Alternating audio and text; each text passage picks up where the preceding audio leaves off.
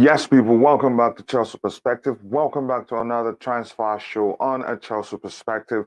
Today we have a few stuff to talk about. Mason Mount, Graham Potter, praise and Kepa Arrizabalaga, and what that could mean for Edward Mendy, and also him praising Mason Mount. Also, Mason Mount's new contract, the pursuit of new director of football, the pursuit of technical director, and how those two roles differ. So sit back, relax, and let's get into the show. Also, before we continue, we will also take again your contributions in the chat. If you have any update, we'll look at it, debunk it if it is fake, or talk about it if it is something as serious. So sit back, relax, and let's get into the show.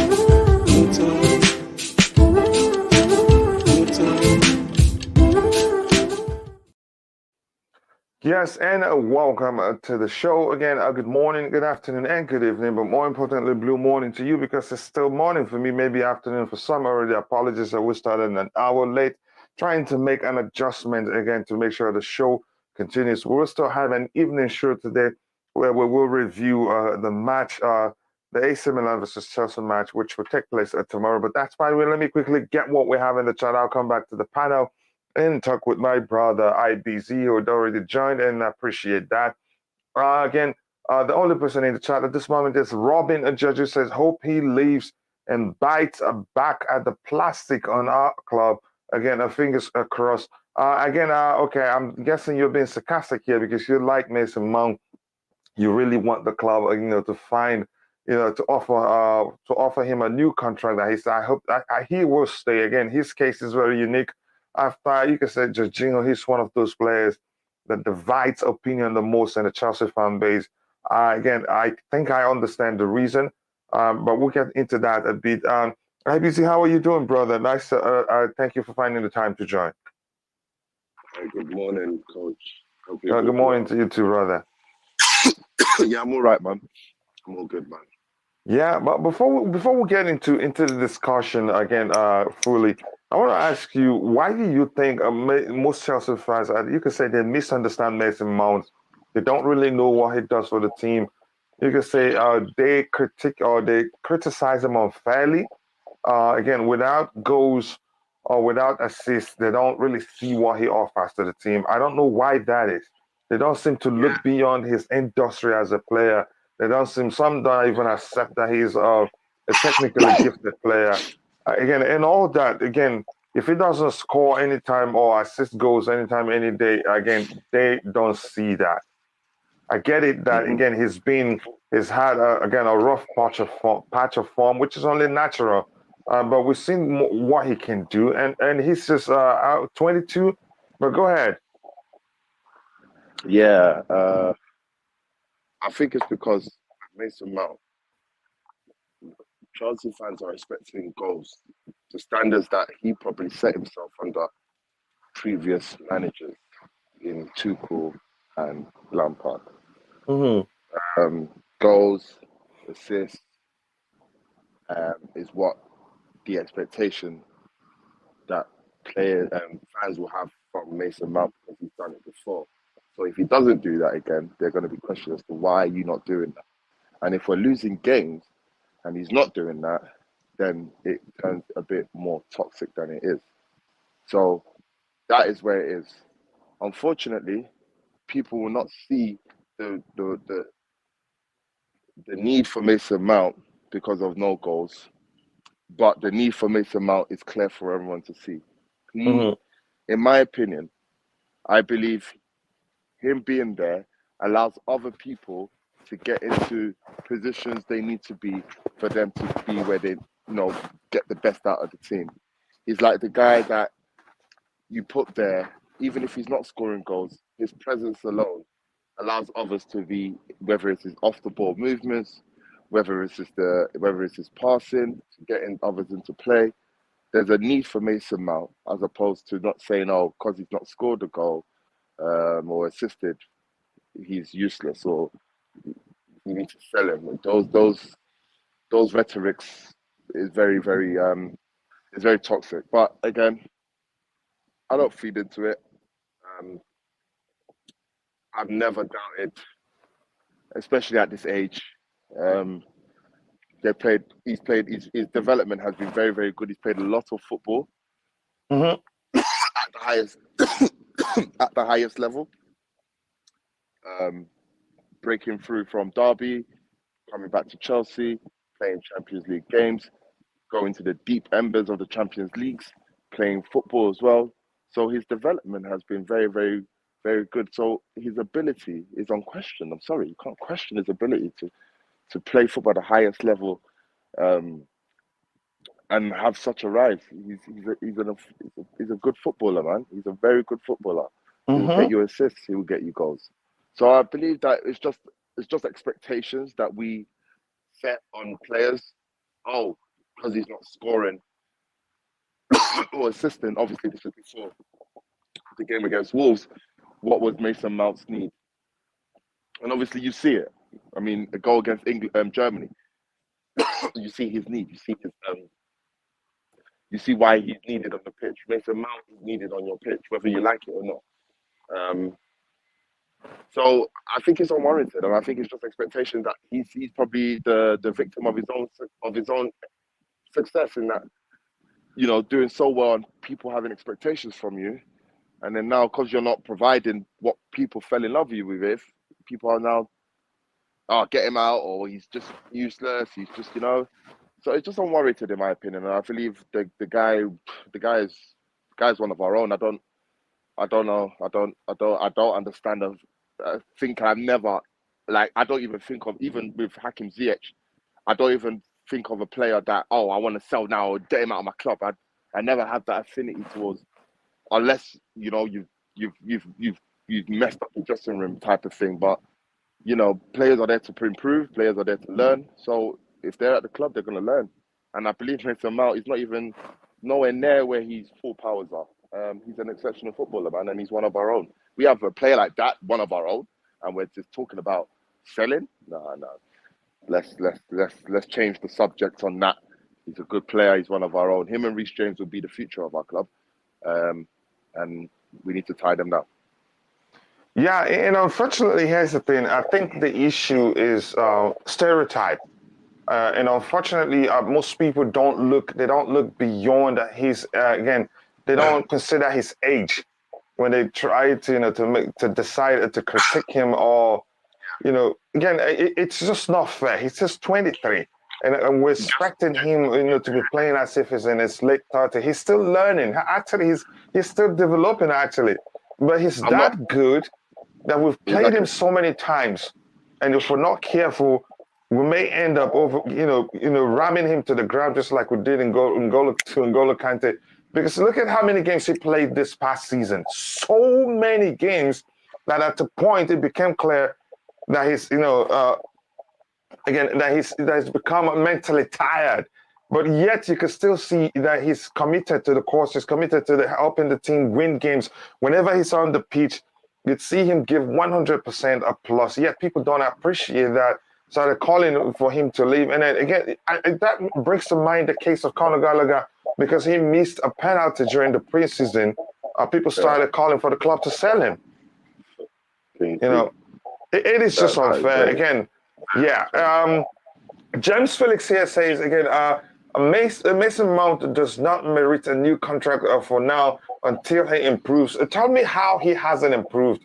Again, here's the thing. Sometimes I think what I would advise people to do is this. Before you start talking about players in that light, you should take your time to go look at their numbers too. If you're basing your judgment just strictly on eye test, you're not doing yourself a favor. If you're arguing, again, you make yourself look foolish, honestly, because you just seem as if you don't know what you're talking about. Again, he's been he's been exceptional for us since he emerged again as a senior player for the club. His commitment, again, his contribution overall, goals and assists or otherwise, and chances is created. You could argue one of the biggest issues is that those that get at the end of those chances don't put them away. But that's why you guys again Mount deserve the contract. He does deserve it, but unfortunately, most people don't see it like that. No, I mean, Again, let's figure. if he Okay, was playing, okay. If he doesn't deserve a new contract Mhm, until let's go off this analogy that the brother said, Mr. Felix. If we don't mhm, offer him a new contract based on performances, and he leaves on a free, who takes mhm, the L? Us for not developing up to be good enough, us for not giving him the contract, or us selling him to another, or letting him go to another Premier League rival or European rival for free. Because I tell mhm, you now, Mason Mount will not go for anything less than the top four, top six. He will not go for anything less. So if we're gonna see that for our own two eyes, then our fan base are not putting the priorities where they should be. We're talking about a homegrown talent that has been very vital to our rebuild, or what you want to call it, for the past, since the transfer embargo. He's been very vital to our rebuild as a football club, as a new breed of players. And we are saying because of performances from, said, the beginning of this season, because that's where it's all comes from. You couldn't say from last season. I mean, what we talking about? How to defend Mason Mount on drive in front of Andy Townsend and what's the other guy? Andy Goldstein. I had to mhm. tell them, like, listen, because Mason Mount, because Mount missed the penalty, there was this rhetoric that, oh, he's let us down, and I had to just check the record straight. This guy's been absolutely phenomenal for us last season. So the idea that he's the failure of the club is absolutely is blasphemy. So again, if Mason Mount goes for free, would you like to see him go to Manchester United? Would you like to see Pep Guardiola or the Manchester City get hold of him and mold him? Would you like that, or would you like him to stay at our club? Again, he's less than 25 years old, and or probably 24. So why would we want to let this guy go for free? Are we actually? Do you not want to learn from the mistakes from the past? So those Yeah. opinions, those are the things that fans need to take in consideration. That sell who and sell No, Mason Mount, I know coach. he will stay. I just feel like we should talk about it because it just doesn't make any sort No, of no, of sense. course, course. That's what I'm saying. I'm asking you now, Yeah. coach. Yeah, you deeper. Let's say last. Mount leaves. Can you see Mason Mount, English, homegrown England talent, leaving for free? Who leaves for free? What English talent leaves for free? Who? Where? You you couldn't do it. You couldn't do it. The only one I saw was probably Pogba. You couldn't let Mason Mount leave for free. It'll be no. I don't think no. He's staying, Sha. Just for the sake. No, Just for the he's sake of. staying. He's He's staying. saying He's it's staying. just perplexing to watch the behavior of our fan base. And look how much Yeah, we wanted to pay for Gordon. I get. Honestly, I wouldn't say Gordon isn't close to being as good as Mason Mount. And But the fact is, again, I know for sure the club are not going to let him go. I know they're trying to find common grounds, no way. to conclude it and give him the contract that he deserves. If we let him go, like you said, there will be no shortage of clubs, foreign and local, again, and British club that will be looking, to secure his signature. He's that good, but unfortunately, Liverpool that most of our Liverpool fans don't know that. Liverpool that's in a midfield crisis. You get them. You just give them whiff that Mason Mount is available. If you see how they'll turn him into a scouser in 5 minutes, he'll be there. Hmm. And you never walk alone. He'll probably be their new captain. We have to be careful what we're saying here. We have to keep Mason Mount at the club. He is one of our own. He is literally one of our academy products that's actually excelled. He's got trophies to his name. He's got a European Cup to his name, and he's got caps to his name. He is. What are we saying? Based off what? Based off the fact that we're not getting the goals from him or the assists. It's not just him. It's the whole squad. You know. Yeah. And this is the same rhetoric we have with. I'm not going to draw that's another discussion, but it's drop Kepa, keep Mendy, drop Mendy, keep Kepa. All of that. It's the same. We're competing with one another. We're saying we're quick to dismiss one just based off one of our performances. We need to be more. We need to be more strong willed than that, and less flippy floppy based on performances and what have you, because you'd be Yeah, surprised, yeah. man. Quickly, we seem to forget like this again. Once the player underperforms, oh, we're done with him. I think you could say one of the reasons being how spoiled we were under Roman Abramovich. It was easy to just sell players, get another player in like that, and probably in some cases it wasn't by design because we switched managers, and it just seemed as if they pay attention to what we're saying then, and then getting another That's player and let yeah. go the I ones think we that's don't what it like. is. I think we've just been Yeah, spoiled over the past so many years that we think these things are given, and we're not accepting that when it's not like that. Hence why hmm we have a huge expectation to win, a huge expectation that this is the minimum requirements we have, even though we're not actually ready like others. But you know, this is it. This we are. We're playing victim to our own success with high expectation, but it's fine. yeah. It's fine. We Yeah, just hope that again, Mason Mount I'm stays. saying that I'm saying the term hate, and I don't blame people because the way it comes across, what you hear from those, those you could say portion of the fan base, it doesn't sound like it's just they're just critiquing the player, which is only natural. I think it goes beyond that to becoming hate. I don't blame anybody. He's one of the best players in the at Chelsea, even in the Premier League. Numbers don't lie, and I think I advise most people before you start again, slandering players, you should look at numbers. Maybe that will help you adjust your comment.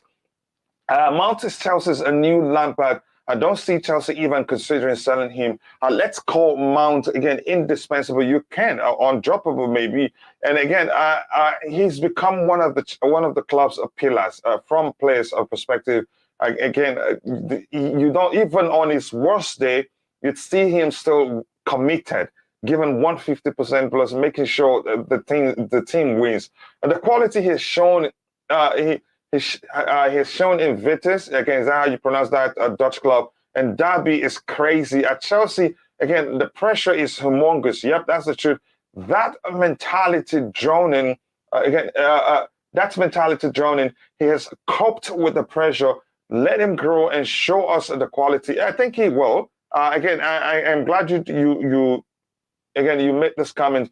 But my concern is that most people, when they're judging him, they don't factor his age into their decision-making process. They just jump to conclusion he's bad based on one or two games or so, based on just simply because again he's in a bad patch of form or so. Mount is one of the biggest threats. Manchester City would snatch him up quickly. Man United, I believe, even Liverpool will be interested in securing his signature. Or the new entrant to the big boy levels. Newcastle United will snatch him up quickly and not withstand.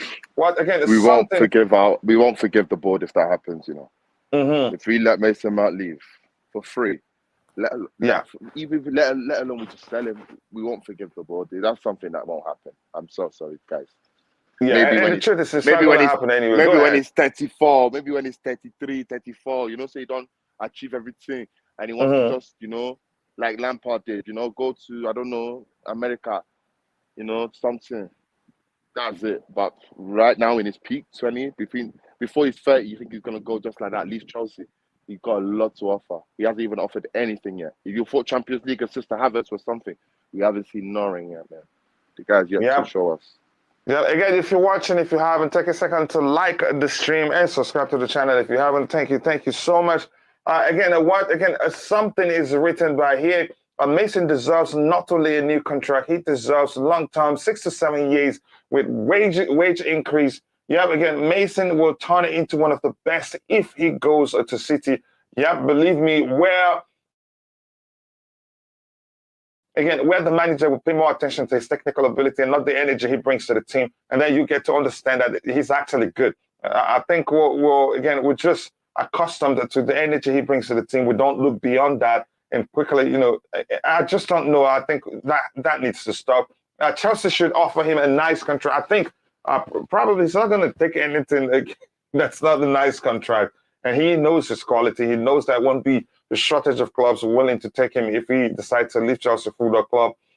Mason has the quality. Remember the goal he scored against Porto in the Champions. Not just that. Again, just the game against was it what Wolves? The reverse pass to Christian Pulisic is just that's just the tip of iceberg of again what Mason is capable of doing. But unfortunately, we have a sport fan base that just don't. They're not used to giving players time. They're not used to, again going through again a poor run of form with the players they have. Once you're out of form, again, they're done with you. Most of them.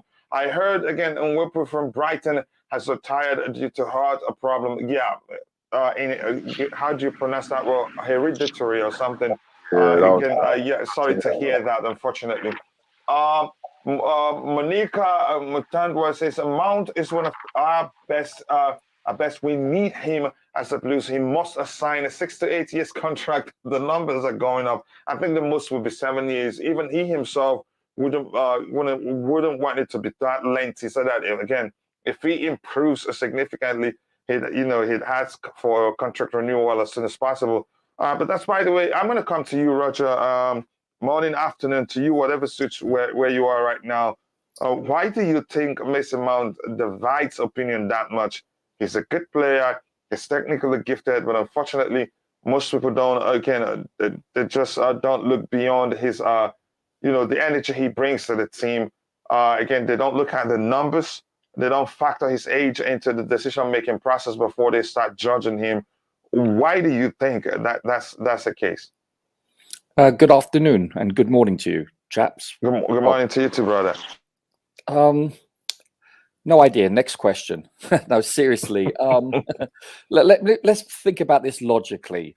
He provides ample amount of assists. He scores enough goals. He tracks back. He tackles.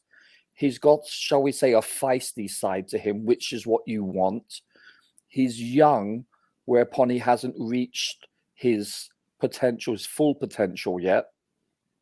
I see the only thing I see as a downside is the fact that maybe he's getting a bit burnt out because we've overplayed him.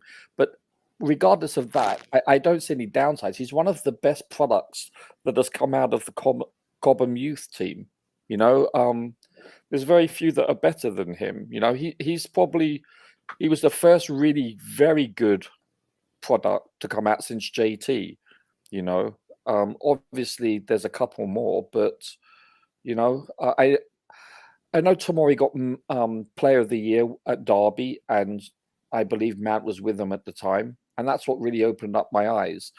You look at Reece James. Reece James got a brand new contract. I think it was 6+1, but and thankfully, normally when you get a new contract, you normally, shall we say, regress in effort wise. Reece hasn't. My only concern is would Mason regress in effort? I don't think so, because I believe his work ethic is in his DNA. Same with Connor. You can see that it's their mental application they have. Also, they're so competitive. They're probably, when they play cards, they hate to lose, or chess or whatever. That's their built-in, competitive nature, and he's certainly one of those. I think it's unfounded. I just want to say one thing. I do not understand the fan base. If you look at a player logically, without prejudice, whether you like him or hate him, if you look at him logically, I don't understand how the fan base is so divided over him. I just don't get it. Yeah, it's hard to understand. Again, does it make sense? The behavior of judging a player so unfairly. Again, it just seems as if it's become a culture, and again engraved in the Chelsea fan base. I don't know how else to phrase it not to come across again to be correct, but I think it's disturbing, really, because look at how much we wanted to pay for Gordon, and some Chelsea fans wanted it. I know some said no. He's not. You could say honestly, I'd be right to argue that he's not even half as good as Mason Mount. Yeah, honestly, I concur. Can I ask you one question? Mm-hmm. Let's say since Tuchel's arrived, let's say, how many games can you count that you thought that, Mason Mount, he had a stinker of a game? I can't think of any. Maybe one or two. Here's the thing. Go ahead. He's consistently good to very good. I consistently grade him between a 7 and an 8. and that is like an 8 to an 8.5, maybe a 9 is, unless you score 3 goals and you save 3 goals off your own line, that's a 10. Obviously it's like perfection. There is no such thing per se, but he's often between a 7 and an 8 for me, which is very high. Yeah, that's what I wanted to say. Yeah, So again, even on his worst day, you'd see again 150% commitment to the cause. That's how he is. He's human. Again, at one point, Thomas Tuchel overplayed him. That again, we began to sense that something wasn't really right. It wasn't because he was a bad player, but most people failed to realize that really he was overplayed. And again, what showed that he was overplayed, he'd be on the pitch, he'd still see that energy, still see him run for 90 minutes. But decision making was what made it clear this guy needed a rest. And once he rested under Thomas Tuchel, he came back again and was firing on all cylinders. And again, I think we should learn actually, we shouldn't play him as much as he played under Thomas Tuchel. He's a human being. Otherwise, we'll send him to an earlier retirement. I'm serious again. Yeah, no, I concur. I can only think of possibly one team that wouldn't want to have him. That would probably be Real Madrid because they're loaded. Other than that, I'm trying to think of I think Barcelona would go for him. Most of the English club won't even let him leave. He's Manchester. He's the type of player. The Man United again. Their hierarchy. They die for this type of player. Do you think Klopp or Pep would want him? Let's say hypothetically his contract's expired, and let's say he's under 100 million. Let's say both those teams could afford him. Do you think Klopp and Pep would want him? If they have the space, they take him. I think so.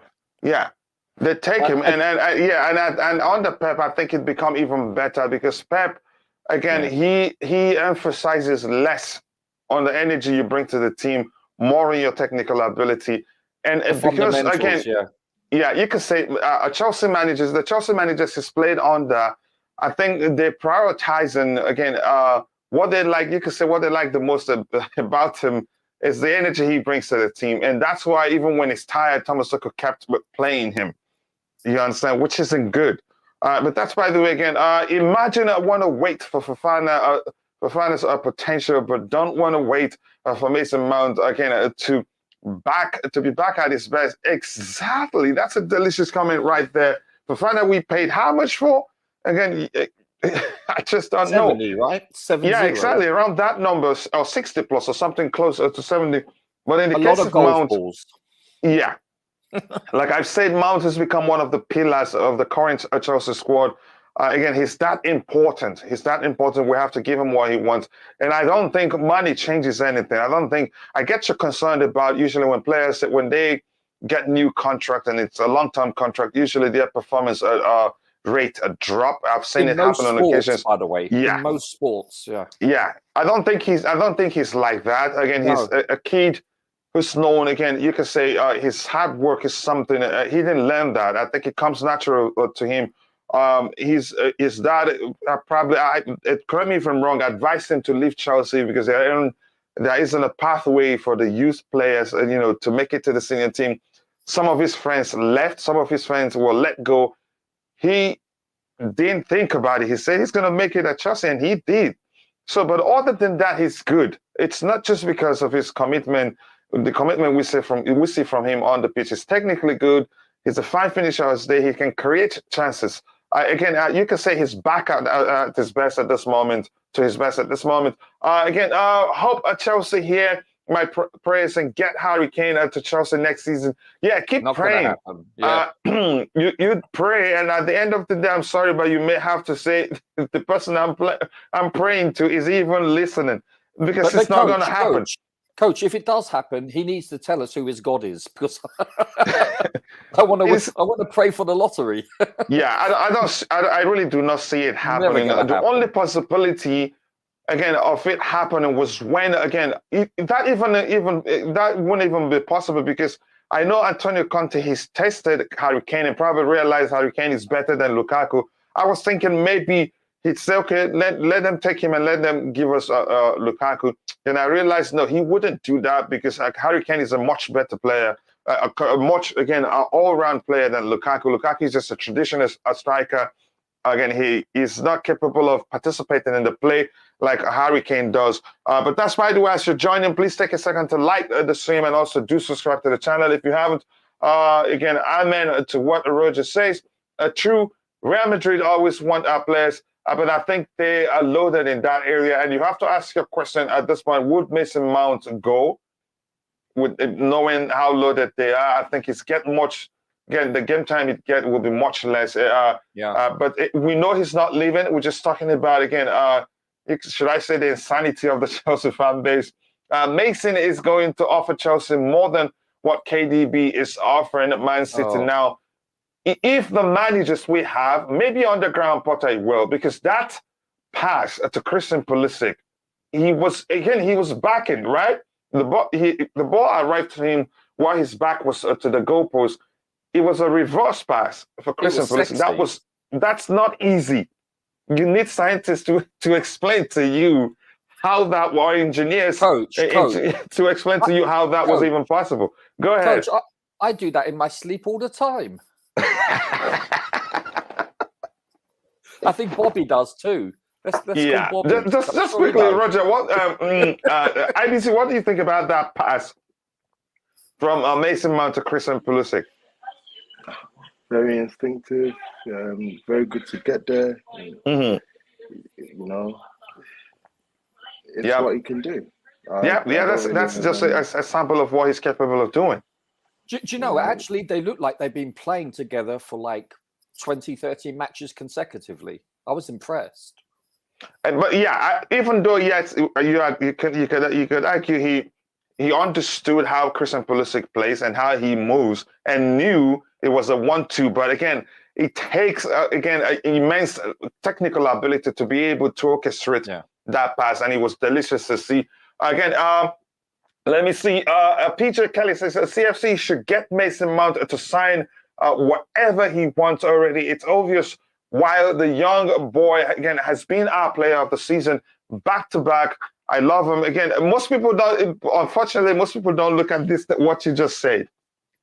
And they don't care. It takes just one game, one bad game, again, for them to start sell him. But the truth remains, I'm going to say this again, even on his worst day, if you look at his numbers, again, his commitment is unrivaled in the current Chelsea squad. But that's why we're moving here. Big up, Coach. Big up to you, Fawole, my brother. I hope you're doing well. Let Chelsea sign Ronaldo. He scored yesterday. You're really obsessed with Cristiano Ronaldo. But that's by the way, again, as you're coming in, like the video, share the stream, again, on whatever social media platform that you have presence to help us reach more people. Again, and let's try to get it to 100 as soon as possible. Again, since the transfer window shut, we haven't done that, but I know we can, only if you believe we can. So please like the stream as you arrive to help us reach there. Let's look at some of the other topics we have lined up here. I think let's start from here. This one is again, Chelsea will work on details to complete Christopher Vivell. Christopher Vivell's appointment this week. He's expected to join as new technical director, waiting for final steps, and then it will be time to sign contracts. Appointment of new sporting director not imminent yet. Just quickly, IBZ, if you're still there, it's easy, to how do I say, to confuse one role for the other. How do the roles differ? Well, you know what? Yeah, I'm not really necessarily a technical director and a sporting director. What I think is a technical director is like the bridge between the manager and the sporting director. And the sporting director would then oversee situations like transfers and making sure that the money's available for the board, to make sure he can go out and get what they need. And the technical director will technically work with the squad and the manager, not per se in dressing rooms or whatnot, but just highlight ways they can improve the squad in terms of injuries, figures. That is what I believe in. I may be wrong, but I believe I don't really see the difference, but I believe if they were to hold some sort of a difference, one will work closely with or try to be the bridge between manager and the board. like a Peter Cech was, and the sporting director will be the one that will oversee stuff in terms of transfers, getting transfer negotiations done, and what have you. Or negotiating contracts in terms of the technical director as well, overseeing negotiations of contracts with the sporting director. So I think they have, whilst they do have similarities, I believe they do differ in ways as well. But I may be wrong. Yeah, again, I think it's easy.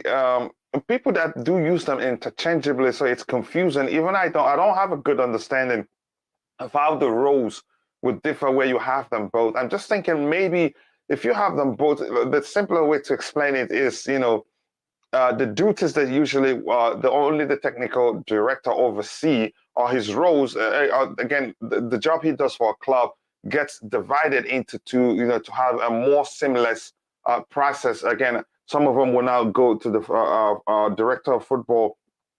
And I'm not really sure. Maybe I need to do more research. But Roger, do you understand the roles very well and how they differ? Yeah, I've just cheated. I just Googled it. Okay. Okay, so hey, at least I'm honest. Yeah, but you've seen people use them interchangeably, right? Yes, and they're both, for the most part, from what I can read, they're both peers. They cannot fire each other. But it says what differentiates the director of football from the technical director in football is in the football manager is that the technical director deals with the staff while the director of football is responsible for the players. Sorry, can you read that again? So it says here, the technical director in football is that the technical director deals with the staff while the director of football is responsible for the players. Now it makes sense. The technical director deals with the staff, and If I want the director of football deals with the players. If I want to allude it to my simulation that I play every day, if I delegate, I have a technical director and I have a DOF. The technical director will handle contract negotiations. Well, loans. Like I have a loan manager for that, but also my technical director will delegate like for contracts, for instance, or under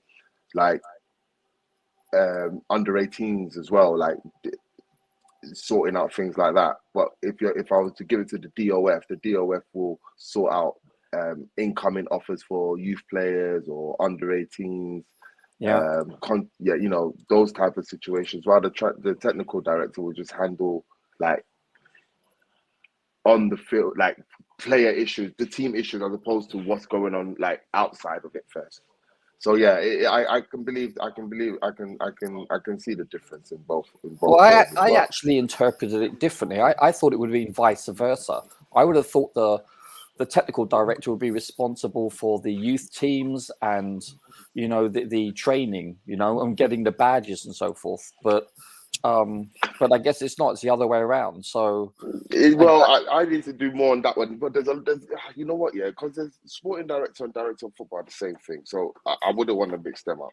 But they will also argue. Some people also argue technical director is director of football as well. So I think it's knowing the meaning of all three and then know which roles is which. Their duties overlap to a certain extent. But I guess if you, and I mean this politely, but if you work for a large club, which I believe Chelsea would be defined as such, I think because there's so much to do. If you look at Maria Granovskaya, even though she wasn't director of football, she was technically just a director on the board, but she basically fulfilled the role of a director of football. You could tell she was overwhelmed. She had too much to do because we have a large squad and also we have a large academy, so there's so much to do. So that's why some of the big clubs have multiple roles to divide them. And I think that's probably a good idea. We're not exactly Yeovil town, people from Yeovil that are listening, please forgive me. But, we're a large club. And well, you never know, right? You never know. Yeah, I think dividing the roles makes it, can make a whole lot of difference. It simplifies the process and it makes it easier. Go ahead. As long as they're clearly defined. Yeah. That's very important. And I believe they would be in an organization as such, based on HR. So I think that would really help. I can't see it being an issue unless personalities clash. If you have a director of football and a technical director and they don't get along, then that could be an issue. Yeah, Other how than well that- how well do we know this guy, this Christopher Vivell? Never heard of him. He's parted ways with Leipzig, right? Again, probably because he was talking to us. Do we know him? How well do we know him? I thought IBZ played golf with him every Sunday. No, I wish. I don't know anything about him. I'll be honest with you. I don't really follow international football that well to the extent of executive level. So I couldn't comment on him at all. Yeah. Again, All if you're in the I chat, know if is you have that there okay, is sorry, someone I in- didn't mean to. no, Go no. ahead. No, you're all right, mate. I was just saying, as long as we just got someone in place to be able to be in that position, qualified enough to be hired, then I'm happy.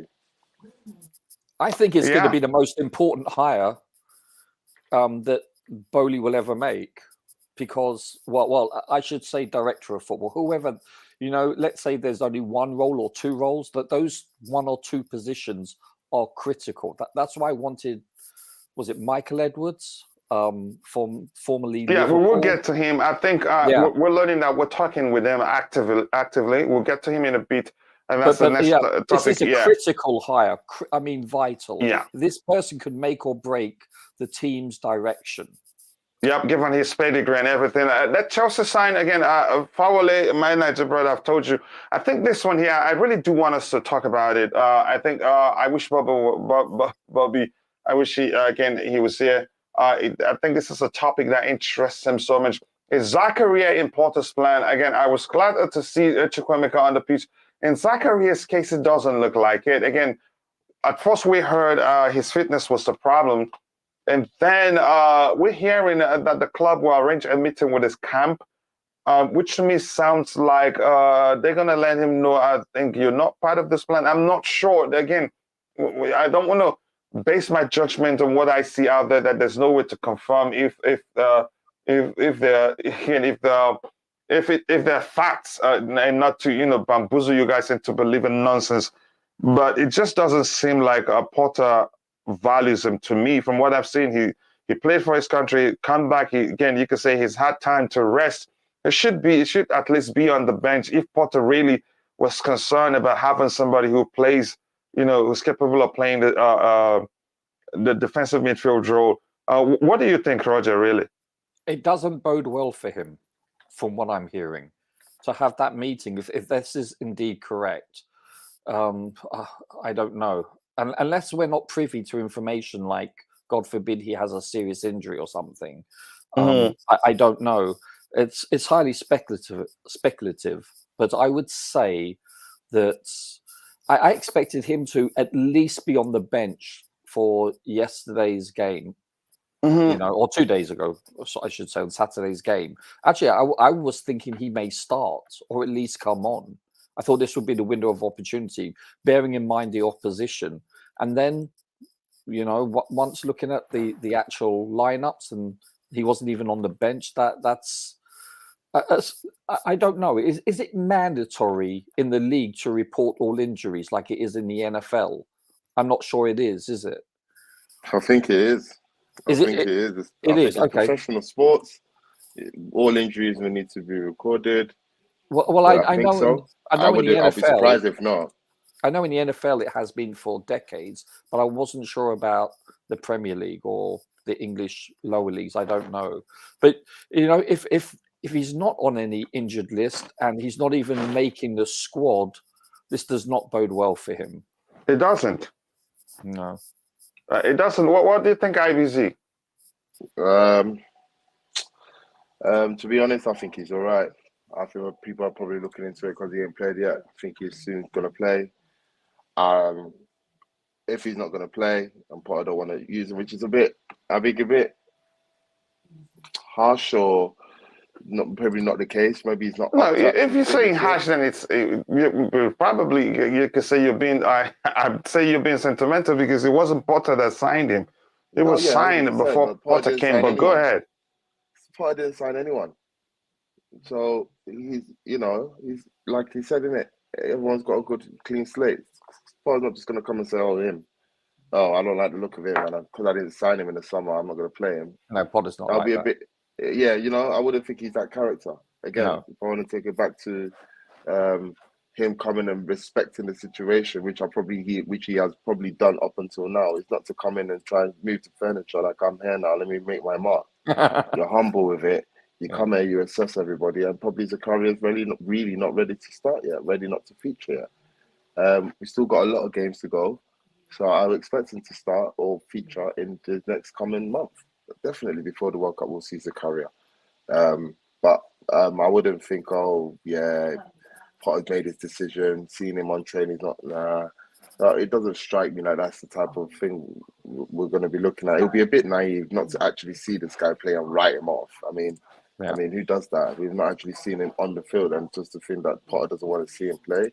Yeah, I beg to differ on that one, but I can imagine so that maybe he may be frustrated with the playing time he's getting, and he needs reassurances. Maybe reports of a meeting was the case, but again, I wouldn't look too much into it. Maybe he had an injury when he came, wasn't ready. He needed to get up to par, and you'll soon see him for. You probably might see him tomorrow. Come off the bench. In midfield, it would be good to see, wouldn't it? So we'll see what happens. Fingers crossed on that, because I do like the kid. Yeah, again, I hope he gets a chance. I hope you're correct. It's a matter of time. Everybody gets a clean slate. I hope Chelsea win. I'm afraid of Milan. Again, we don't know what will happen. We'll see what happens tomorrow. But again, you could say we're high on confidence. Again, we haven't talked. Again, we started even before I showed these. It says Graham Potter is excited to see how far Mount can develop. Yes, again, this part just shows you the manager himself recognizes that Mount, again, he's still young, but unfortunately, most Chelsea fans don't think like that. They think he should be, again, be the most consistent, firing on all cylinders. If he doesn't score or assist a goal, they start judging him. Other aspects of his games doesn't really matter. They don't value that at all. But that's, by the way, again, I'd be your thoughts here. Again, this is clear. Again, let me just read again while I'm still with you. It says, Graham Potter is excited to see how far Mount can develop. According to Mail Sports, Potter said, I really like his Wolves performance. Again, he was brilliant that day. Maybe it's down to, the fact he played centrally. That's what I will argue, honestly, because the day we played 4-2-2-2, he wasn't as good.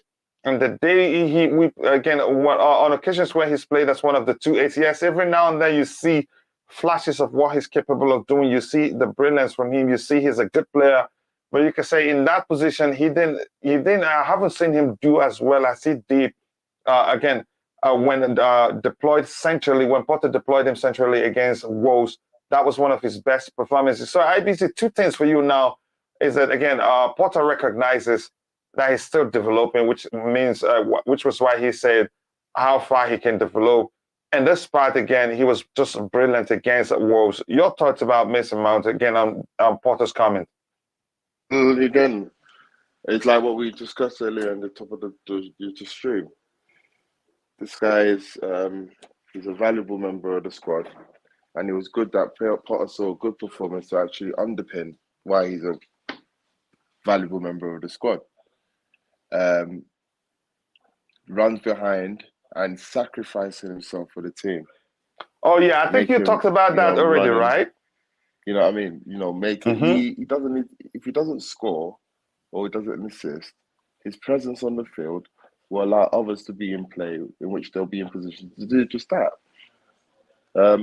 He's got the ability. There isn't a denial by it. So this just debunks the rhetoric that fans want to conspire and make against Mason Mount when you see that the manager has already given him his 100% backing. So I'm not surprised by Potter's comments at all. It's actually reassuring to see that there is a identity of talent there that everyone understands and everyone appreciates. So that's good enough for me, coach. There is nothing else to say about that. He has got the potential to be a very, very good midfielder. I don't think people understand that. And maybe because they're seeing him all the time and they want the finished article, they're not just going to understand that there are patches in his development where he's going to be off form, where we can be honestly and objectively say, yeah, he probably has been before, probably the England game, probably the game against Wolves. He had probably been off form, but that doesn't mean he's not a good character. That doesn't mean he's not putting in a shift. It just means that he's not probably up to speed. And he will always be. Class is permanent, and I believe he's got it. So no worries about Mason Mount. When his contract is due, offer it to him. That's all. Yeah, again, big up Josh Viola. Thank you so much for finding the time to join the show. Queen of the House, I appreciate you doing that. That means a lot to me. Yes, people smash the like button. We'll have 25 likes. We can actually do better than that. Again, I'm sorry I cannot pronounce your name. Hi, everyone. Hi to you too. I hope you're doing well. He says, still alive, but Ukraine. Okay. Again, we'll be praying for you. I hope you're safe. Again, sorry to hear about the situation there. Again, this is no time to talk about whose fault it is that the war started. We just wish it ends. Again, it is no good news to hear countries or nations fighting each other. Again, that's by the way, again, if you haven't, take a second to like the video and also do subscribe to the channel if you haven't. Roger, your thoughts on this comment from Graham Potter. Again, two things for me stands out. Like I said before, IBZ took over from me. Is it again? Mount is still developing, and again, he did really well. That's again, you don't need glasses to see that if you watch the game against Wolves. Plus, how he sacrifices himself for the team. A lot of running, which you could say again. That was why Tuchel overused him. Tuchel likes his team to press again harder. Again in the front area. And again, he does that all the time. You can say that comes naturally to him. Again, those things highlighted. What are your thoughts about, again, what should Chelsea fans learn from that comment? Anyway, I think that would be the best thing to do. Well, I think Tuchel follows in the same philosophy as Klopp, ergo heavy metal football. You know, they like to press. What is it called? The Gangnam press? Yeah, a forward press. They like to press from the forwards, and that's he believes his philosophy is you defend from the front going back, and I get it, but that takes its toll, you know. And Coach, I'll try and sorry to cut you off. No problem. Sorry, I'll be back in like 20-30 minutes or so. All right, no problem. Thank you. So, go ahead, Roger. And I believe, you know, from what I've heard from other people, that Potter doesn't quite share that same philosophy, where he believes that sometimes it's okay not to have the ball as much and hit on the counter. He's not as possession-based as Klopp or Tuchel is, but based on the different variants of the formations and, of course, who we play. So that clearly more direct. Clearly, especially with J5, clearly, you know, with the no-look passes. And so that would bode well for Mount going forward. The fact that he is only 23, I think this is seriously needs to be put into perspective here, because he's very young. He's still developing. His application, the amount of energy he expends, the amount of kilometers / miles he covers on the field in a game, it is incredible. And the speed in which he does. Him and Connor, by the way, I think they're cut from the same cloth. When I watch both of them, I see very much similarities in both of them. Here's the thing, just quickly. I honestly and seriously don't blame people who just, you know, don't look beyond the energy he brings to the team. Him and Conor Gallagher. Conor also is actually technically gifted. Yes, but because when you run so much, I think you can put them all in the same category as N'Golo Kante.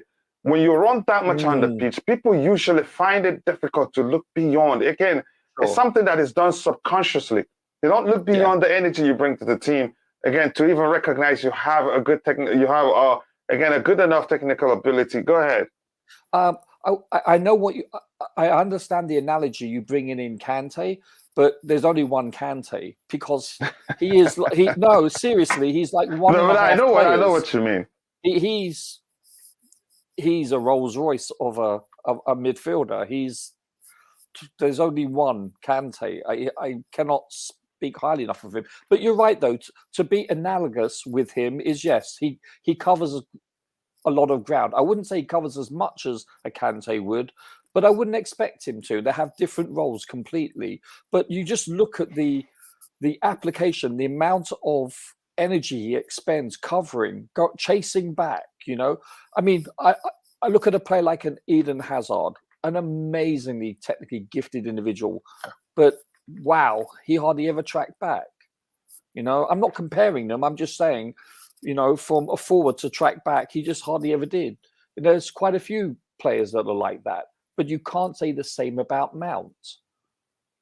And I think Potter, being a hands-on coach and a developing coach, more so, I think he's going to bring out Mount's potential, because I don't think he's reached his potential, full potential, I should say. Not even close. No, I don't know. I mean, who's to say? I mean, we could look back in 10 years' time, coach. We could say, oh, yeah, he peaked in 2022. But in all likelihood, that's not going to be the case. History tells us that when you see a player at this level, at this age, in all likelihood, he's going to develop into a higher grade player. In reading the game, in all different facets of the game. That is if we don't run into the ground. Well, and conversely, you can also say that his legs will go in 10 years' time, because this is what happens, So, but I think I just don't get it. I don't even know why we're discussing this, because of the fact I don't understand how the fan base is so divided on this subject.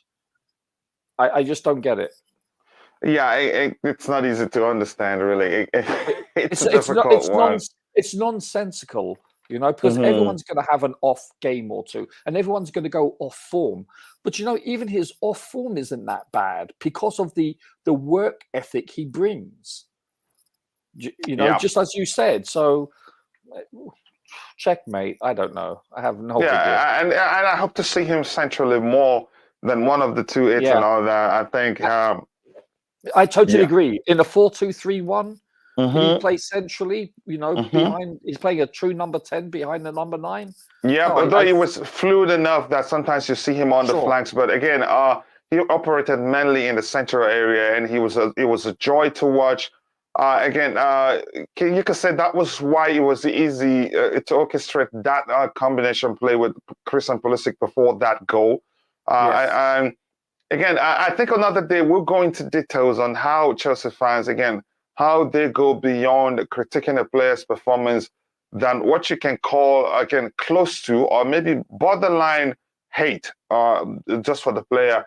Again, but that's, by the way, we're moving from that. Coach, I just want to say one thing. I believe it's non-founded. That's all I have to say. It's as simple as that. It's not founded on maybe lack of understanding of how football really. You could you could argue that again. Coach Shea says Mount is all right, nothing to write home about. I just wish if I say the thing about if I say similar thing about Christian Pulisic now, he'd attack me. He's Christian Pulisic's a lawyer. But that's, by the way, we're all entitled to our opinions or argument if you prefer. Let's see what else we have here. Again, this is just Fabrizio Romano confirming that Chelsea are working on Mason Mount's a new deal as next a priority after Reece James. I have no doubt about Mason Mount. Graham Potter said last week again, and the feeling is the same. At the club, again, agreement not sealed yet, but all parties feel confident. And I think something else from Simon Phillips saying is just the beats are being put together. So I'm excited that he's getting his contract. And this is how you build. This is how you build a team that would dominate for a while. You see, he's become one of the pillars of the current Chelsea squad. Him, Reece James, and some of the players at the club. You keep them together, and the longer they stay together, the stronger they will be. Your thoughts, Roger? Yes, you're building a foundation. And like most American sports, like football, basketball, young players are developed in college. Okay, there are exceptions to that, like LeBron, for instance, that don't go to college, and they go straight into the pros. but I don't think that happens in the NFL. I think you have to go to college. But in Europe, you can, I think, from the age of 6, is it 6 or 8, you can be signed. Like my best friend's son was signed by QPR at the age of 8, and you can be educated with them. You go to school, they provide education and so forth, and camps, and they actually, it's like a boarding school.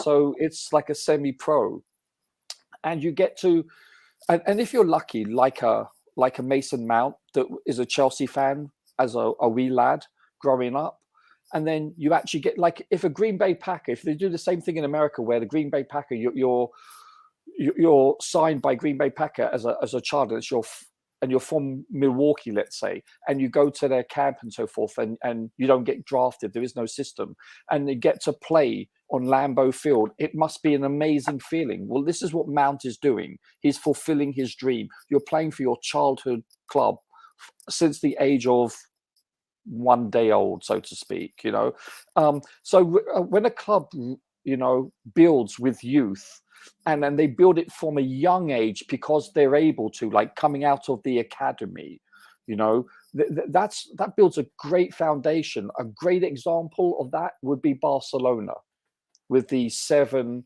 8 players that came into their starting 11 to win so many championships. And I believe the class of 92 with Man United, or whatever year it was, 92 or 94, that can happen. I think Chelsea, because of the fact that I know Tomori's left, which is sad, but you've got Chalobah, you've got James, you've got Mount, etc., etc. Even Broja, don't forget, he's an academy product. He was very young when he came to Chelsea. This bodes well. I'm not saying we're going to be another class of the equivalent of Man United or Barcelona, but it certainly does. You gel, and you know how each other work and how you play on the field, and you can develop things. You've already established a friendship, which is half of the actual game when you think about it, because it's about playing for a team. You play for one and all, all for one and one for all. So I think Chelsea's doing it in the right direction. I think because of how good the academy is.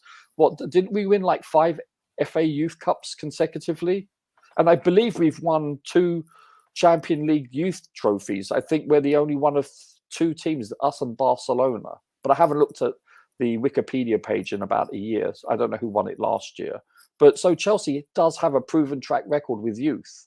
And I think if we do transfer that youth academy, or at least portions of it, into our starting 11 or our squad, I think this is a great foundation going forward.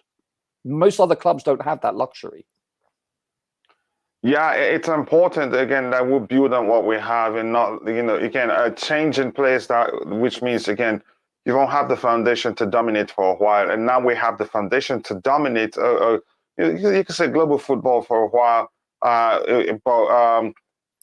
Letting him go will be a mistake, but I don't think the club will make that mistake. Coach here, again, recognizes and accepts and agrees.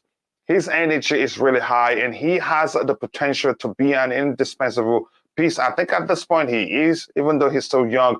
But for all the minutes he's played for club and country, he really should have come through and shown his class.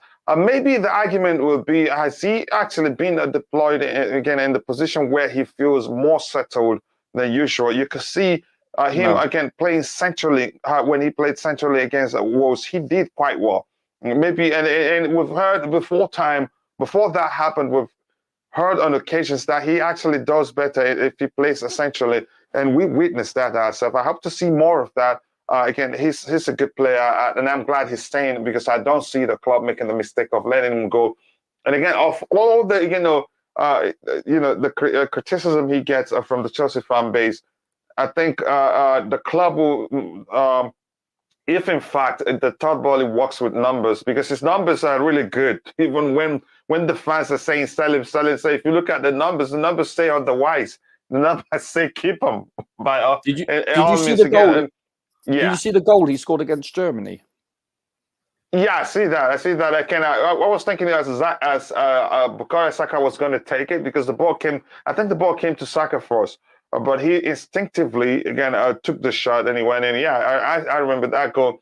Not taking away from his game Saturday, he played well. I think they all played really well. I think just so to some of them who missed chances, Kai Havertz, Christian Pulisic, again, it's only natural because probably the match rusty. That's how I see it. I think we'll get better. At least the good thing on that day is that again, a lot of the players did get at the end of the chances created, and that's a good thing. The finishing aspect will come with time. Again, ongoing. This is the same news on Mason Mount. Ongoing negotiations for Mason Mount's new contract. I've been told there's many beats to tie up, but the general feeling is it will be done. Mason to get a similar deal to Reece James. Wants to stay long term with us. Again, I am hopeful of the outcome. I am hopeful too, and I'd be really surprised if I go through this chat and not see my friend Johnny Miraz comment. He says he deserves that Haaland contract. He's one of those guys that will never accept that Mason Mount puts a foot wrong. Oh yeah, he loves him. He loves him so much. Again, and rightly so, because sometimes you can say it'd be right to call it hate. He gets from the fan base. It's really unnecessary. Again, unfounded, like you said. Without. I think I'd be surprised if I didn't see his comment here. And he was the first to respond. So really no surprise. How much is Mason Mount on now? Do you know? Let me just check. I think it isn't huge. It was not one of those contract renewals that he jumped onto. You could say what he said what he'd be thinking about then was just the fact that he's getting a chance to become a senior Chelsea player. Yeah. I don't know if he get so then it wasn't about money really. Then he hasn't proven himself in the squad. But I'll check for you. He's probably on a similar contract that Reece was on, right? Oh, I think James was the least of all. Really? Yeah, before. Yeah, those were just contracts they had to accept. Then they were just excited to become part of Chelsea's first team. Yeah. So let me just quickly check his current. It's £88,462. Like I said, this was a contract they signed then, and they'd be excited to become part of the first team. That's the most important thing at that point. But right now, you could believe me, I think he'd start earning even more than Kai Havertz. And Kai Havertz is earning. I thought Sterling was the highest paid, or no? Right now, I'm not sure. I'll check Sterling's. Here's the list here. Havertz is on £150. Christian Pulisic is on £150,000. Not £150. Let me just be clear here. £150,000 for Havertz. Kepa Arrizabalaga, £150,000. Malang Sarr, okay, he's gone. Sarr is gone. But I want to see Reece James's. I want to see Reece James. I think he was the least then. Remember, Mason Mount is 88 something, right? Yeah, I think Reece's was 50 grand a week, if I'm not mistaken. Yeah, I know his was less than Mason Mount. Yeah, I think it was 50. Okay, the new one is 250. I'm looking for the older one. It'd be hard to find it. Yeah, that's huge. That's like a nearly 300% increase. It's a lot of golf balls. Wow, 250 now. That's high. But that's by the way. Anyway, but he was really on the chicken change before. Yeah, part of the problem. Go ahead, Roger. You were saying something. Yeah, I think Reece is worth it, and I think he is. He's proven himself. Yeah, by far, and I think Mason is worth it. I think Mason is probably equal to that, give or take a few shekels. Yeah. Let me see how much Amanda Brea is earning now.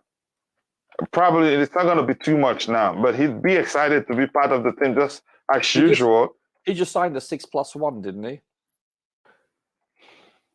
Let me see something here. Amanda Brea, I don't know if there's a cap based on age. I'm not sure that's the case. Yeah, I'm not sure, but I don't think he'd be on too much now. And the Premier League has a soft cap, right? There is no salary cap for each team, is there? It's a soft cap, isn't it? Yeah, I don't think this is updated. This is more like the old one. They say 8,500 a week, but I'm not going to be surprised either, because there's a chance maybe there's a performance clause there. If he gets to do it, then they renegotiate or cancel the old one. What I'm seeing, what date is here? There's no way to confirm when this was written. It says 8,500 for Amanda Broya or so. How much? Yeah, yearly salary 442. I don't think so. Probably again, maybe there may be a performance-based clause on it. Yes, I think they're going to be all somewhat heavily performance-based contracts going forward, if I'm not mistaken. He was. This could be correct.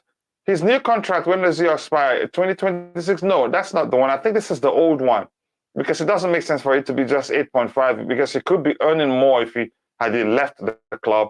Maybe it was 8.5 in 8,500, so to speak. In 2021, it was 3,500. 2020, 1,500. Yeah, again, he renewed last year or last 2 years. But I'm thinking, didn't he? I don't think it's 8,500, probably bigger. Let me get what we have in the chat. I'll come back. Then we'll continue. Sorry, were you saying something, Roger? No, I thought Broya just re-signed, just got a new contract, didn't he, recently? Yeah, so that one isn't correct, probably. I checked for the date on the website, but there isn't any. Part of the problem is all the minutes he plays, to be fair. The last 8 games of last season, Mount was wrecked. Yep, he was seriously wrecked. We overplayed him, but most people could care less about that. Again, and then I realized, not really, again, the issue wasn't that he was a bad player. He needed a break. And when he rested and came back, he became better, actually. Let me see what else we have here. Again, everyone is talking about the goals on Saturday, but the defense was sublime. That's the truth. Koulibaly, we did talk about Koulibaly quite a lot. Again, he was just brilliant. KK was an animal. Kuku was smooth. Even Pulisic, again, Taco Traore, that was crazy. Again, Porta has these guys playing hard. I think they're playing well. They're enjoying themselves, and that's good to see. I hope that continues. I just don't want to see it drop anytime. But I think Porta is, capable of keeping it at that level, given that, again, man management is his thing, and emotional intelligence is something he's well acquainted to with. So I don't think, again, the chance of that dropping is, I believe the chance of that dropping, the performance dropping is really, really slow. Hit the like button, guys, and subscribe to the channel if you haven't. Please do. The more you like the video, the more the YouTube algorithm will be triggered, and it will help us reach more people. So thank you. And I want to take this opportunity to say happy birthday to my brother and friend Tobago, who's celebrating today. Today he becomes a year wiser. Again, if you're listening, happy birthday to you, my brother Tobago. Again, nice to hear that you're alive and celebrating your birthday. Mason Mount, again, shouldn't get an extension right now. Why are you talking? What are you saying that, Mount? He deserves an extension, not because, again, he had a poor on the form. We decided he doesn't deserve one. I think he truly deserves one. Mason is nowhere near James. And this is the problem with our fan base trying to compare Mount with James. Nobody has compared him here. Maybe some people did. They're two different type of players. Mason has what he does for the team that Reece James cannot do for the team. It's as simple as that. They're both two different type of players. Again, Mount is, again, Willian level. Again, I think he can get better than Willian. Again, they're two different players, like I said before, but I get your argument, Matt, again, respectfully so. And P. Morton says, again, Mount is the iron man every midfield needs. A lot of the rest of the midfield is getting old and cannot carry that weight. As far as, again, putting in those minutes, again, he is the one, you could say, the most committed on the pitch anytime and any day. Again, you even on his worst day, you'd still see that his numbers show that he played his heart out. What amount demands? Again, we don't know. Supreme Court, how are you doing, bro? I hope you're doing well. And by the way, Matt Azivo, you can share the link to your channel. Again, if you haven't, go check out Matt's YouTube channel. Let's help him get again 1,000 subscribers as soon as possible. Here we have again. I read this again. Yes, that's correct. Soblinko says he will have to earn it. Yeah, I think he's earned it already.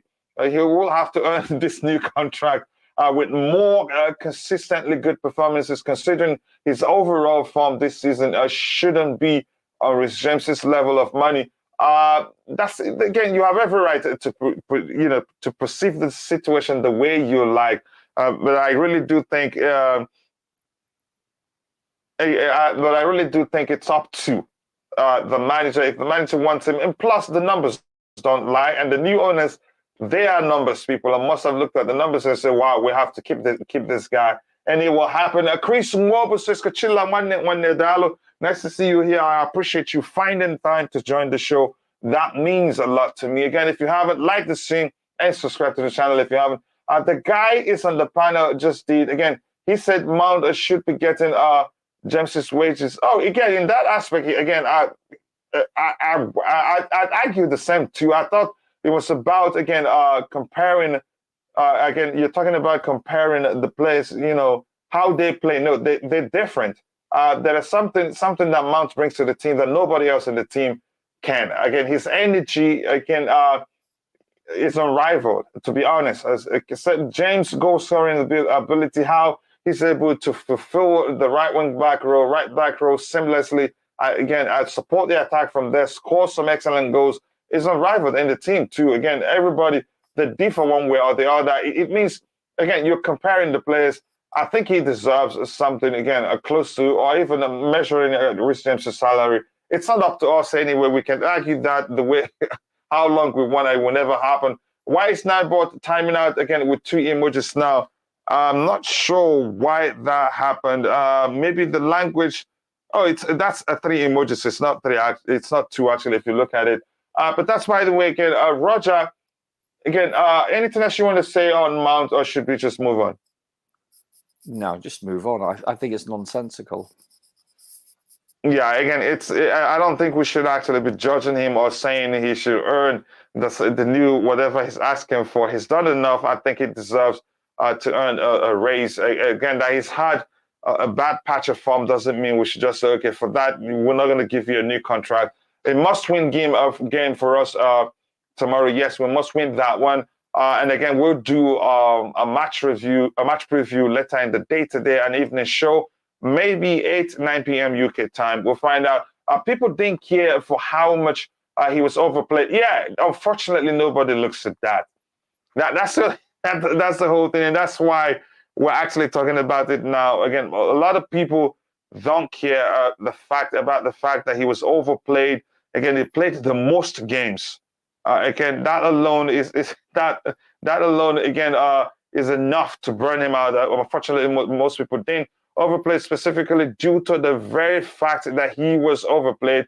He's not at the level of quality where he should be, an undroppable like a Silva. Plus, again, he's really undroppable. Really, if you pay attention to what the manager is saying, I think he's undroppable. But that's, by the way, happy birthday to my good friend Tobago. Happy birthday to you too, Tobago. Again, this is the third time I'm saying it. Give me my Conmore tea so I can drink it. Okay, Slonina. Yeah, okay, this is another one. I've heard a lot of stuff.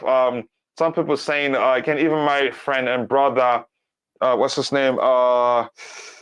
Grintoff, Uggs, asking the question, what does that mean for Edouard Mendy? I'm really not sure. No, I don't think at this point he will take Mendy's place. That's how I see it.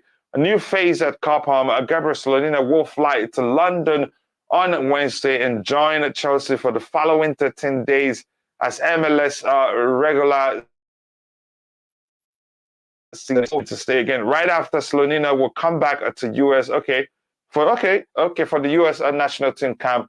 Chelsea paid 15 million to sign him. We remember that. But if in fact, Roger, I'm going to ask you this: he's joining the Chelsea squad. Do you think it dislodge men? Let me say, do you think he'd take Mendy's place, or do you think no, not right now? I think it's too early. He in all likelihood will go out on loan. He's not returning to the Chicago team, is he? He's going to remain in Chelsea from now on, correct? Yeah, he's not returning. He's done with them. Him returning to the US would be just to join the national, the US camp. Sure. So exactly. So one of two things are going to transpire here. One is that is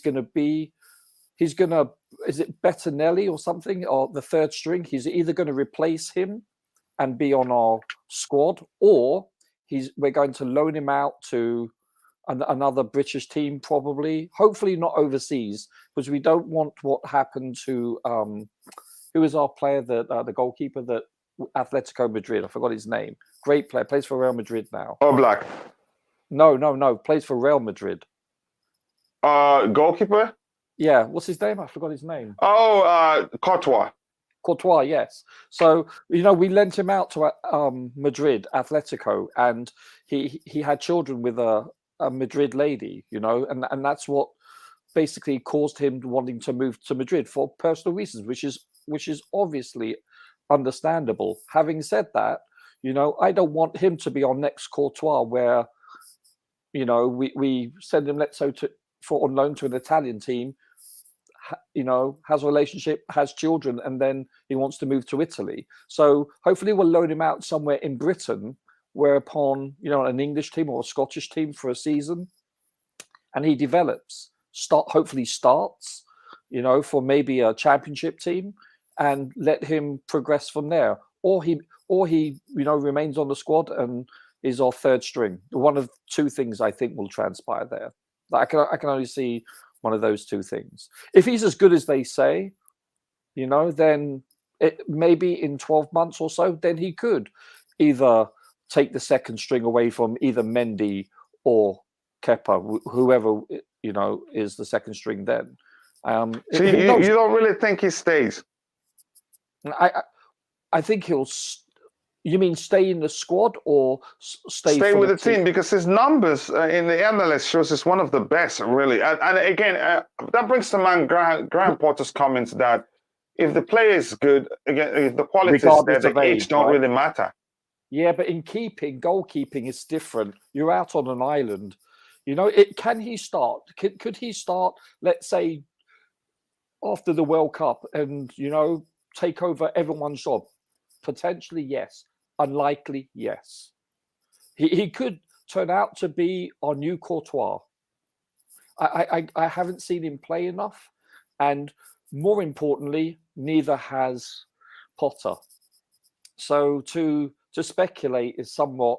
I think the most likely scenarios are the two that I mentioned. Logically, that doesn't mean it will transpire. But I'm just saying logically, those are one of the two things. He'll probably stay as a third stringer. And if he can't dislodge the Bettinelli, I think his name is, then he'll go out and loan to a championship team. But I don't think it's possible he could start for a Premier League team, but I doubt it. Is he that good? Maybe, perhaps. It'd be better. Is that good? The only thing I must say I don't know really well is how good he is on the ball, because that's critical, really. Yeah, on the ball. Yeah, but also experience. I know he's a professional at a very young age. How old is he now? I think it's 18, 19. Let me check. Years. Yeah, he's 18 years and 4 months. So he's a fetus. He's born on 15th of May 2004.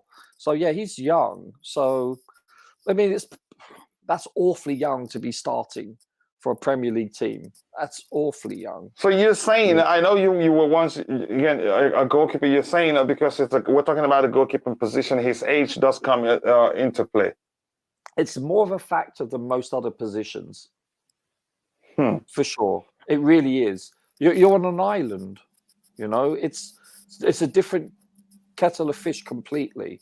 You cannot compare goalkeeping experience based on any other outfield position, But then again, if he shows physical attributes, like obviously his reflexes are going to be exceptional at that young of an age, and he's very good with his feet, and he's a great shot stopper, then yeah, he could potentially be our starter this season. Likely, I doubt it. But nothing. It's up to Potter and how he does well in training and how he does well. It's highly unlikely that he will unseat these two experienced goalkeepers. And how old is Kepa? Is he really 28 years old? He just turned 28 5 days ago. Wow, I thought he was younger than that. I thought he was 26, 27. Okay. That was quick. I'm guessing you're looking at your spreadsheet. I am indeed, sir. And Mendy, I'll send it to you if you want. And Mendy is, he's 30 and a half. I didn't know. Yeah, I thought they were younger, but it's okay. And they're entering their prime then. These two chaps are entering their prime. Late 20s, early 30s is a keeper's prime for the most part. Because it's so many things happen. It's very hard to beat out experience in that position. But then again, if he has physical attributes and the technical ability, then it's potentially possible that he would be our third string or even second string or starter. Highly unlikely, though. I see, in all likelihood, the chances are he'll be a starter in the Championship League, or if he's really that good, then maybe in the Premier League. But honestly, I'm betting he stays. I think. No, it's possible. It's possible as a third stringer. In all likelihood, that's what will transpire, or he goes on loan.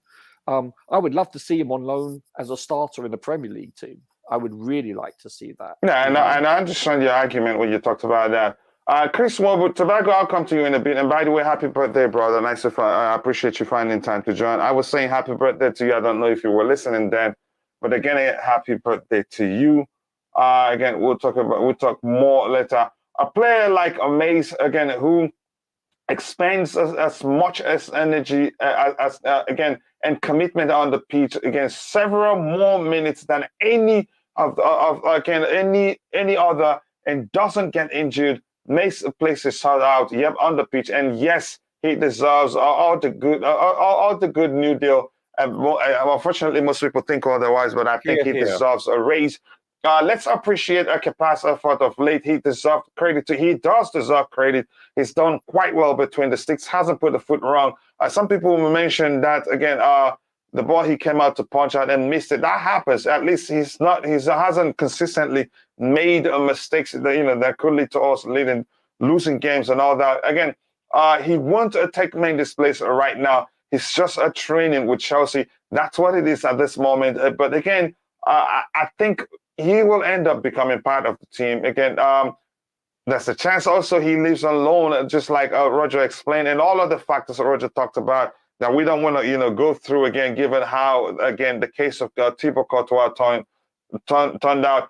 Again, if they pay Mason Mount as much as Reece James, that will, again, cement the politics involved. He isn't closer to Reece James. Reece James is maybe the best right back in the world. Again, that's just this argument, Coach. I must tell you, isn't necessary. Really, I have to be honest with you. They play in different positions, and Mason Mount in his own position, you could argue again, he's good at it, really good at it, and has done well for the club, and deserves a raise. That's how I'm going to stop the argument. We're not sure how much they're negotiating. I want to say something. Okay, I'm going to put my England hat on. He just scored an amazing first touch goal against a country called Germany, Deutschland, 4 times champion. He doesn't get to play teams like Trinidad and Tobago, etc., which is what the American national team plays. They play Caribbean teams. If you look at your rankings and who the opponents play, you play that's why you qualify for so many World Cups, because your level of opponents trying to qualify is so minuscule compared to European or South American or African. Wow, this is banter now. Yes, I know. I said I'm going to put my England hat on. And Chris, don't come at me saying I'm anti-American, because I'm also American. I hold 2 passports. I understand. Reece James could play Mount's position better than mine. I don't believe that. I simply do not. But here's the thing again. We'll also, remember when the argument started that Alonso could play in the number 9 position. The truth is he's developed his approach to the game from playing as in the wing-back position to arriving to the box scoring goal. Same thing as Reece James. I think the most recent can do and do well will be, again, the CDM role, not the 10 role. And the moment you put him in the 10 role, believe me, he needs to readapt his game and probably be confused.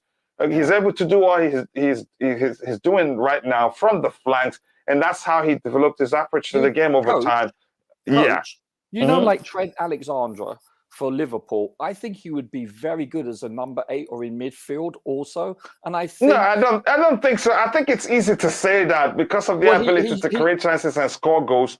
But the moment, in most cases, if you start playing them centrally anywhere in the central area, they get confused. But coach, he started that way. That was his original position. You know that, right? Well, he hasn't played that for a while. No. I know, but he has experienced that role before. That's all I'm trying to say. And I also think, you know, I'm trying to think. Chris is correct in some regards. Like Reece is I think he's top 3 right backs in Britain right now for sure. I don't think that's the whole world actually. Well, there's some very good players. I mean, I don't want to sound. I'm being serious here. You know, I jest a lot, but I don't want to sound too pro-English. Because I'm just being logical here. He's in England. He's top 3 for sure, or in the Premier League, I should say. I don't know about the world. That's lofty statement. He could be top 5 for sure, but I think Reece could play in midfield because I think he's done it before, if I'm not mistaken, in the youth academy. He used to be midfield also. So I think they both could play in midfield. I'm not sure a number 8, but probably a number 6, you know. They're versatile. And Reece James, I think he's, in a couple of years' time, we're going to be saying he's our best player. He's the first player chosen on the team sheet. I agree with Coach Chris there. He's a very good player, but it's hard to compare them though because they're chalk and cheese, you know. Yeah. I see. It's been a minute, brother. I hope you're doing well. Please let me know you're well. Mount and that special again. That's your argument and respectful. I respect your opinion again. I understand. Slonina will replace Mendy. I don't see that happening. I know where you're coming from.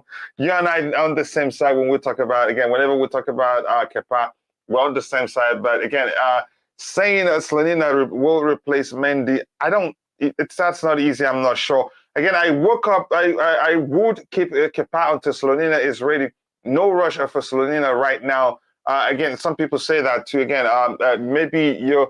Again, Rogers, right after all, maybe he leaves on loan, but we don't know. Given Potter's comment that, again, if the quality is there, the age doesn't matter. Let's not underestimate Slonina. Again, many AC Milan fans didn't expect Gigi, again, Donnarumma, to turn out as he did. He's still young, and even if he's not good with his feet on the ball, there's still time for him to, learn how to do that and adapt to the way the team plays. But the chances are he's good at it, but maybe hasn't played with a team where, again, that prefers playing out from the back all the time. Again, and the goalkeeper must be, you could say, calm on the ball, not just being good on the ball too. Ken Ronaldo will come. Again, Jesus is busy doing other taking care of other tasks and not your prayer for Kane. I must let you know that. Again, not to forget, Mace was only player to win a back-to-back Chelsea Best Player award since Eden Hazard left the Garden. The truth is, again, what a way to phrase it. I like it so much. Again, most people don't even know he did that. And that's the thing.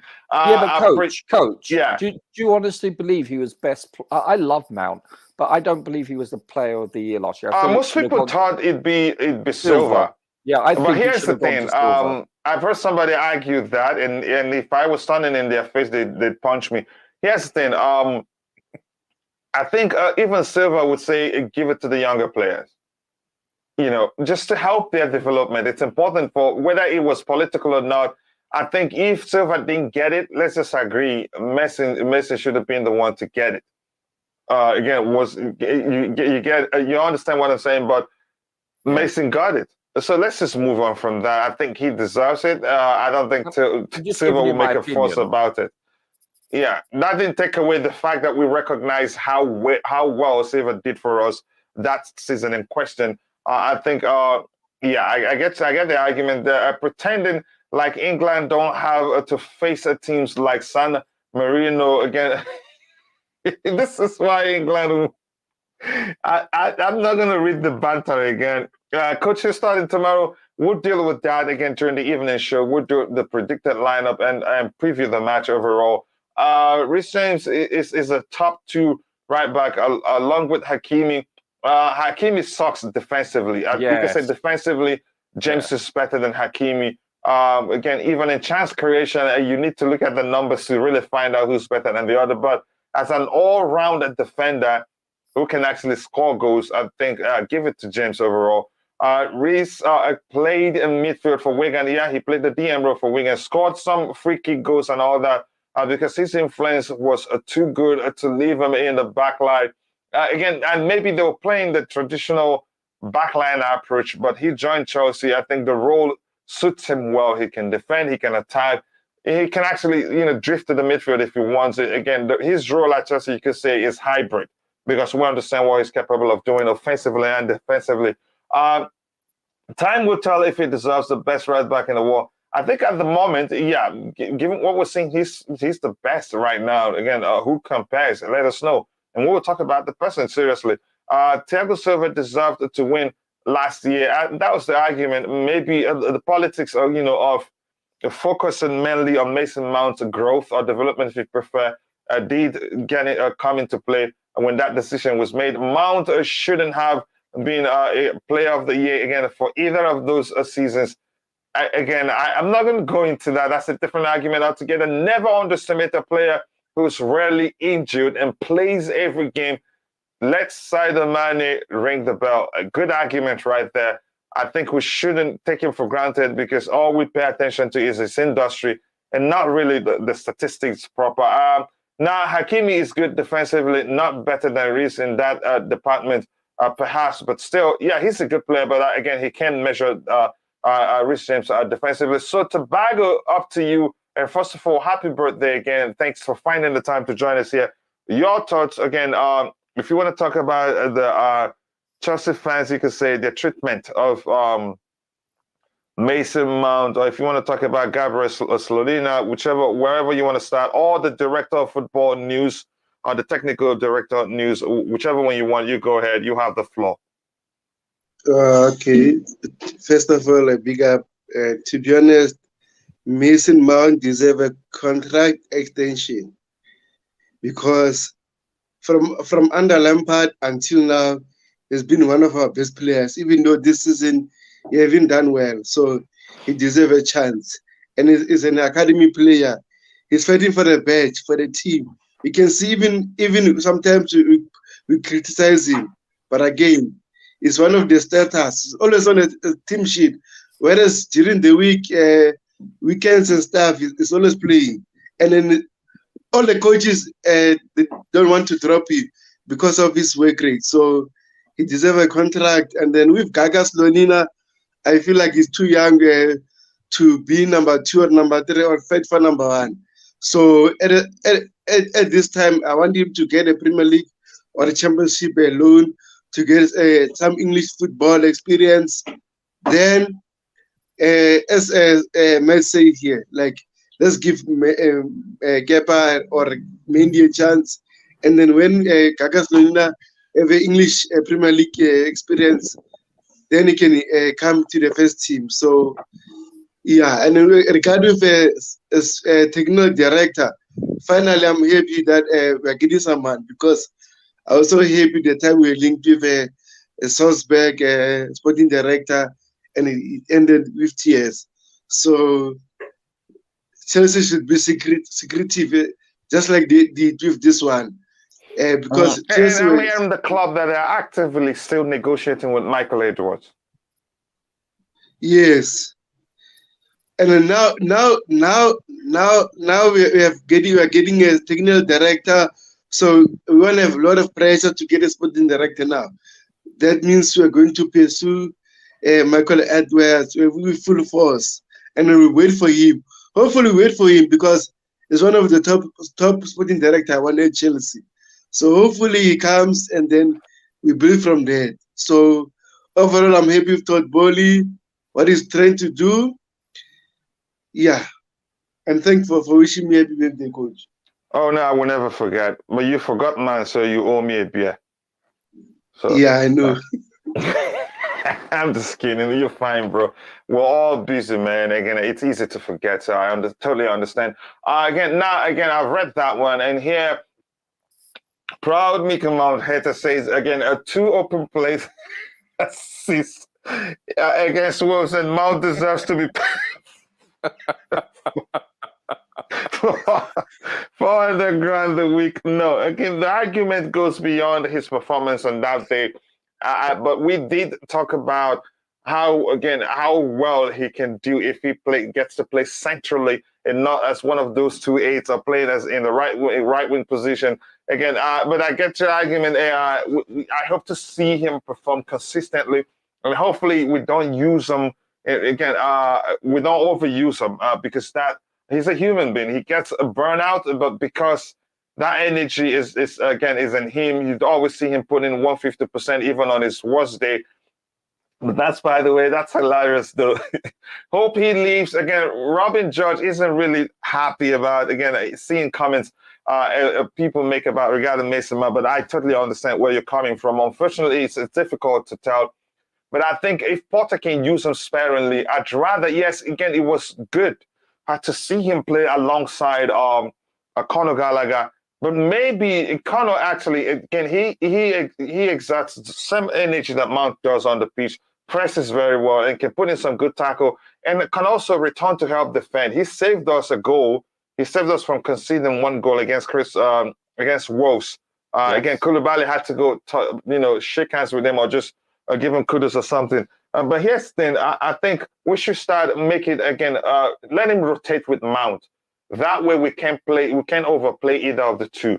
Again, because Gallagher is also capable of bringing what Mount brings.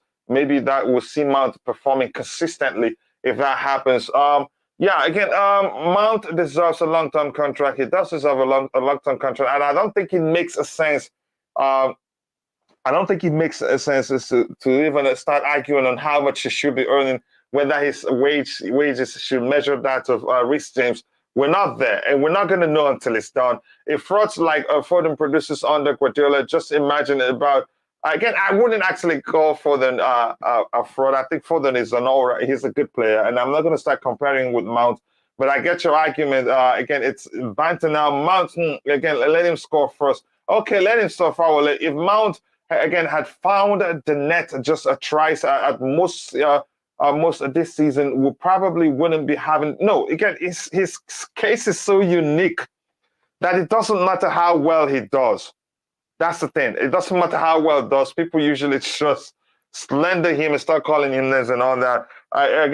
Probably wouldn't be having this argument. Again, the lad loves Chelsea, and we love him too, and we want him to bang goes in. Again, I hope to see that start happening soon. We should go in for Dybala when we should have gone in for Dybala when he was available. He would have been a great competition for Mount. Maybe Thomas Tuchel didn't want him there. I don't think Dybala, in terms of the energy we see from Mount, cannot measure Mount. Maybe I just don't want to start the comparisons now. I don't have the numbers to do that. Mount is easily replaced, so I wouldn't be scared in the slightest if he moves on. Well, again, that's you. You can replace a Mount in your squad that's better out there. Again, let's move on from that. The Blue Devil Game. Nice to see you, brother. Again, it appears that I am not late at all, but I'm just in time again for the Mount Slenderous. And we're back. Oh my goodness, I love this, brother. Again, I love him. That's funny. I don't know where it's coming from. He's late, really, but not too late. Brother Mount, I can't stop laughing. What the heck did I just read now? Mount has the most tackles in our team. Here's the thing, George. Most people don't look at the numbers. That's just the thing. They don't look at the numbers. In our team, you can check out a Fifth Stand app. You don't even need Fifth Stand app. There are other outlets out there. So because that may be the argument that Chelsea are just being biased. there's an article where, again, why is he forced to defend and not others or any attackers? I don't think he's forced to do so. It's just the way he plays. It comes naturally to him. Again, he gives 150% plus. He doesn't want the team to concede. You see him defending, attacking, pressing. We're not. The truth is, do I think Chelsea fans again are being fair with the judgment of the player? I'd say no. Really, they're not even close. But that's, by the way, again, that really cracked me up.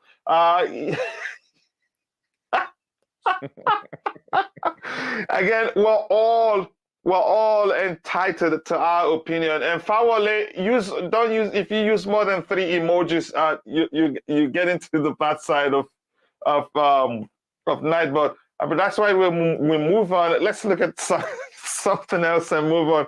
If you haven't, please take a second to like the video and also do subscribe to the channel if you haven't.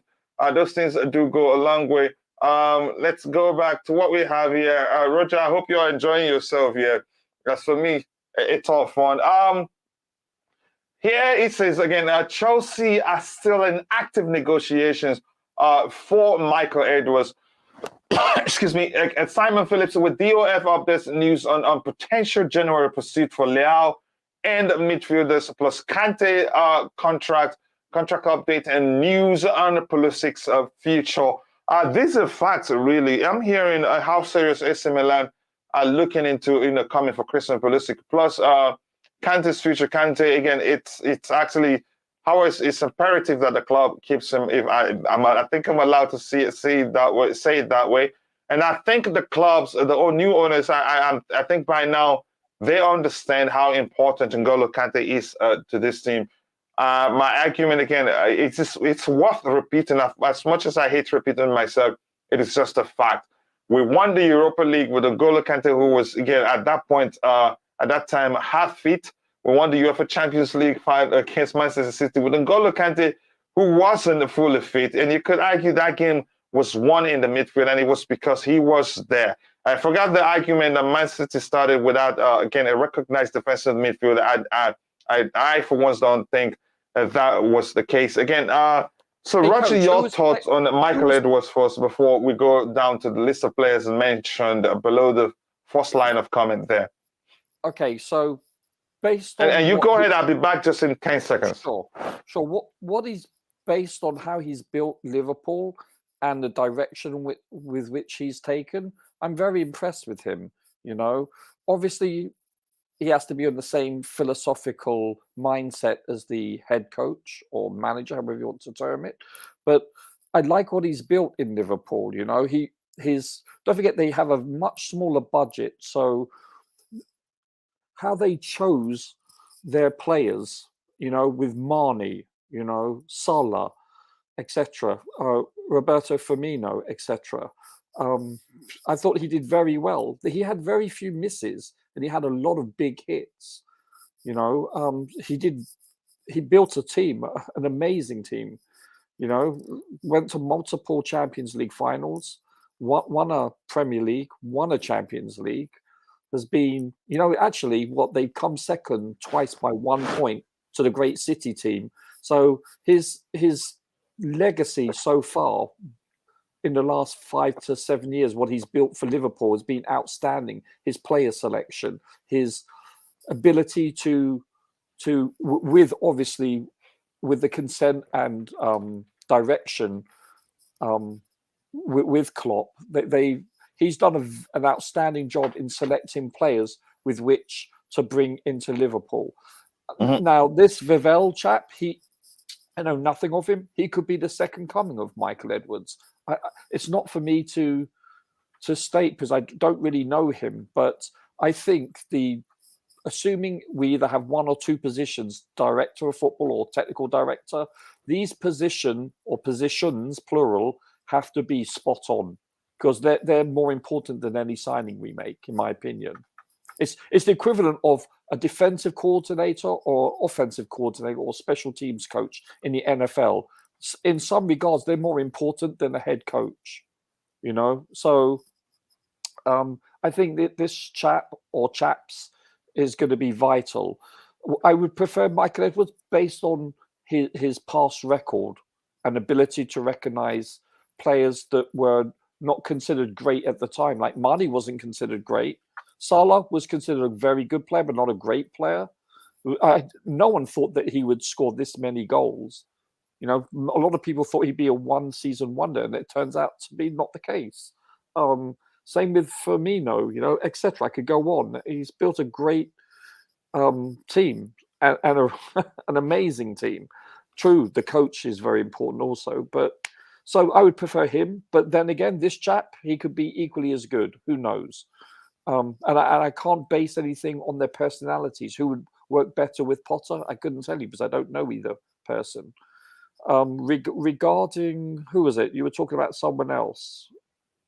Who was that? No, the players mentioned below. Again, I think it's just the reason for the second part of this tweet is just to say how, again, the tasks they take on to help the club sign Leao, find a solution to N'Golo Kante's contract.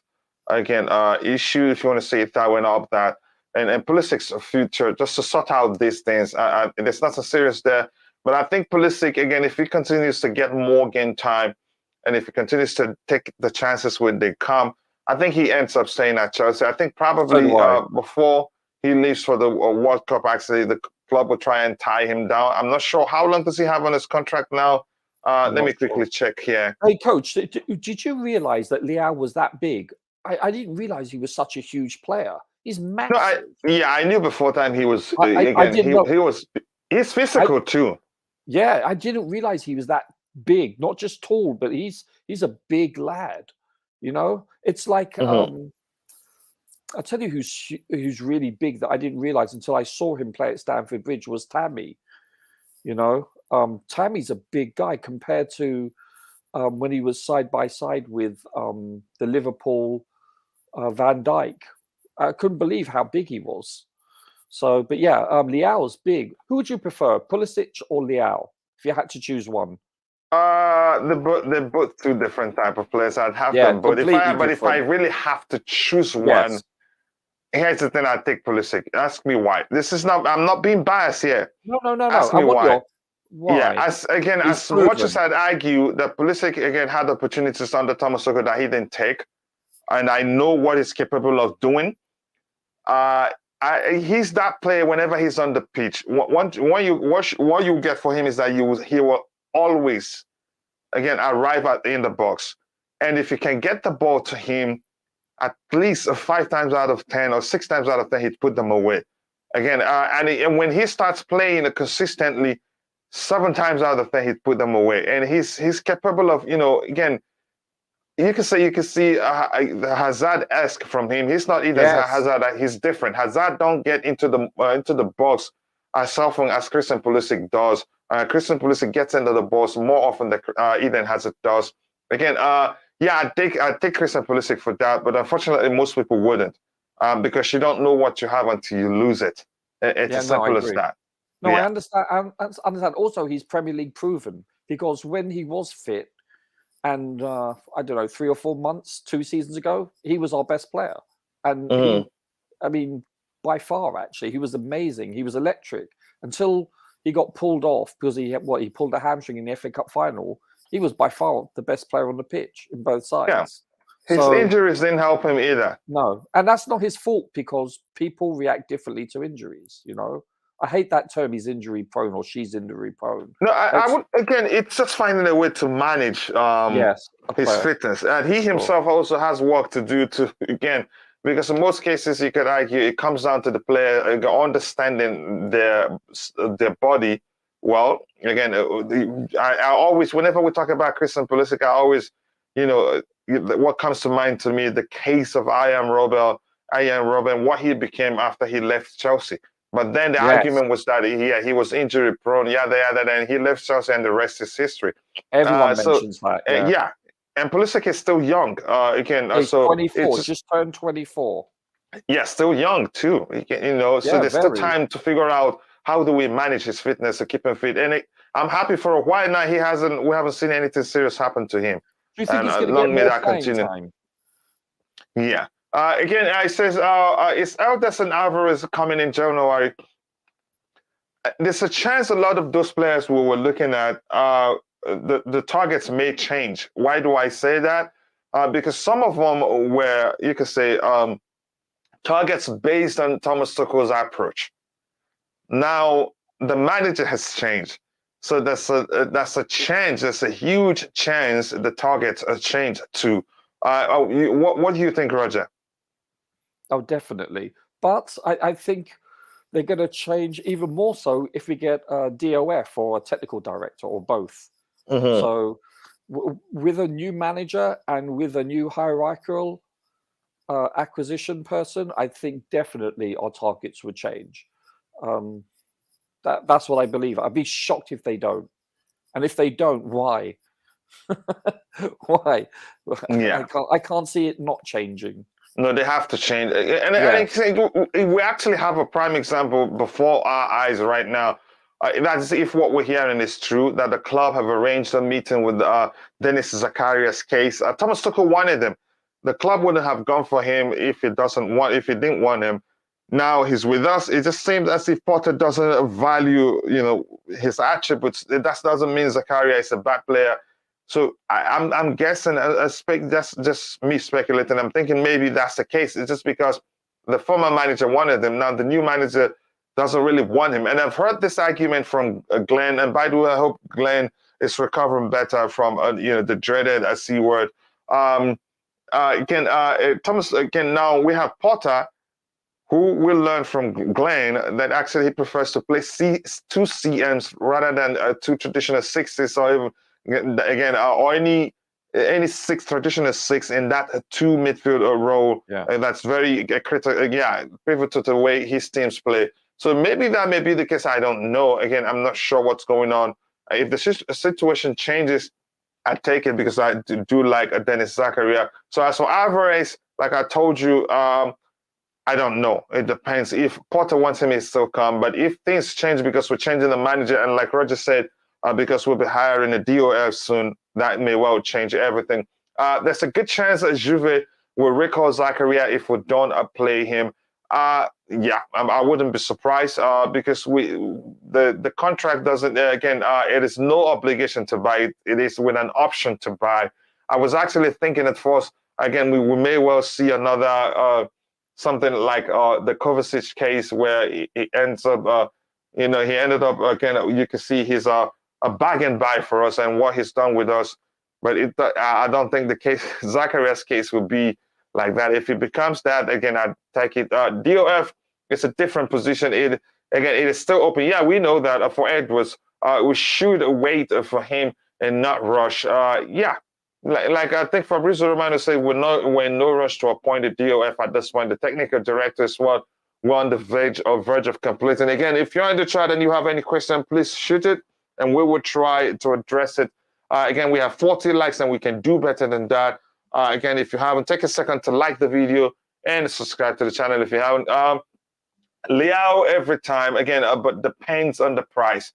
He's not going to come cheap anyway, but next year, it will be cheaper. I don't think, except if we try again, just like as what we're doing with Nkunku right now. Maybe we'd have to pay something close to the full price. But Milan would be stupid to still, be reluctant to sell because in January again next year he'd have just a year left on his contract, and they get nearly half the price they wanted to sell him to us. And I heard we went in with 100 million. Was it 100 million euros? Before the transfer window shut, thinking we were going to get the deal across the line, but Milan rejected our offer.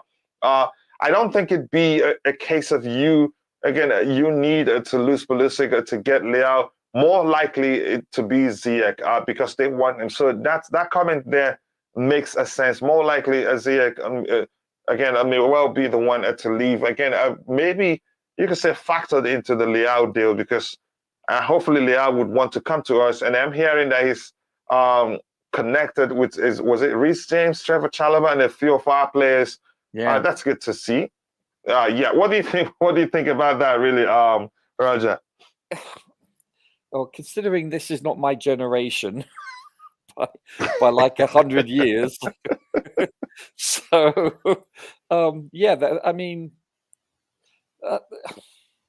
I don't know, like if a Real Madrid, like for instance, Real Madrid's famous for their players trying to connect to other players on the team when they want to persuade that person to come. It could be that, that he does have mutual friends in the team, which is great, which bodes well because of this younger generation. This is how they communicate more. I have a feeling he is going to come to us. I think we're going to acquire him. Not sure what the price would be, but I would like to see him play for us. I think he's explosive. I mean, he's, just because he blew past Jorginho or whoever it was, that didn't impress me. But he blew by, on 2 occasions, James. And James that's nothing to shrug your shoulders about. He's a beast. He's only going to get better. He's like, what is he, 22, 23, something like that? He's not old, he's a young kid. I think he'd be a huge hit for us. I really do. I want to talk about just one thing. I can't wait. I want to see Pulisic get about 4, 5, 6 consecutive starts for us, assuming he's healthy. I want to see if he can get back to his previous form. I think he's going to be so exciting to watch if he can maintain his health, of course. But if I know you're a huge fan of Ziyech, and I used to be, but you can tell I used to be too, but I think it's time he leaves. Yeah, I think he doesn't want to be here. Yeah, if Potter resurrects his Chelsea career, I'd take it. But go ahead. It remains to be seen. Then we have too many people in the squad in those positions. It's not, feasible to have 6 or 7 people for 2 positions.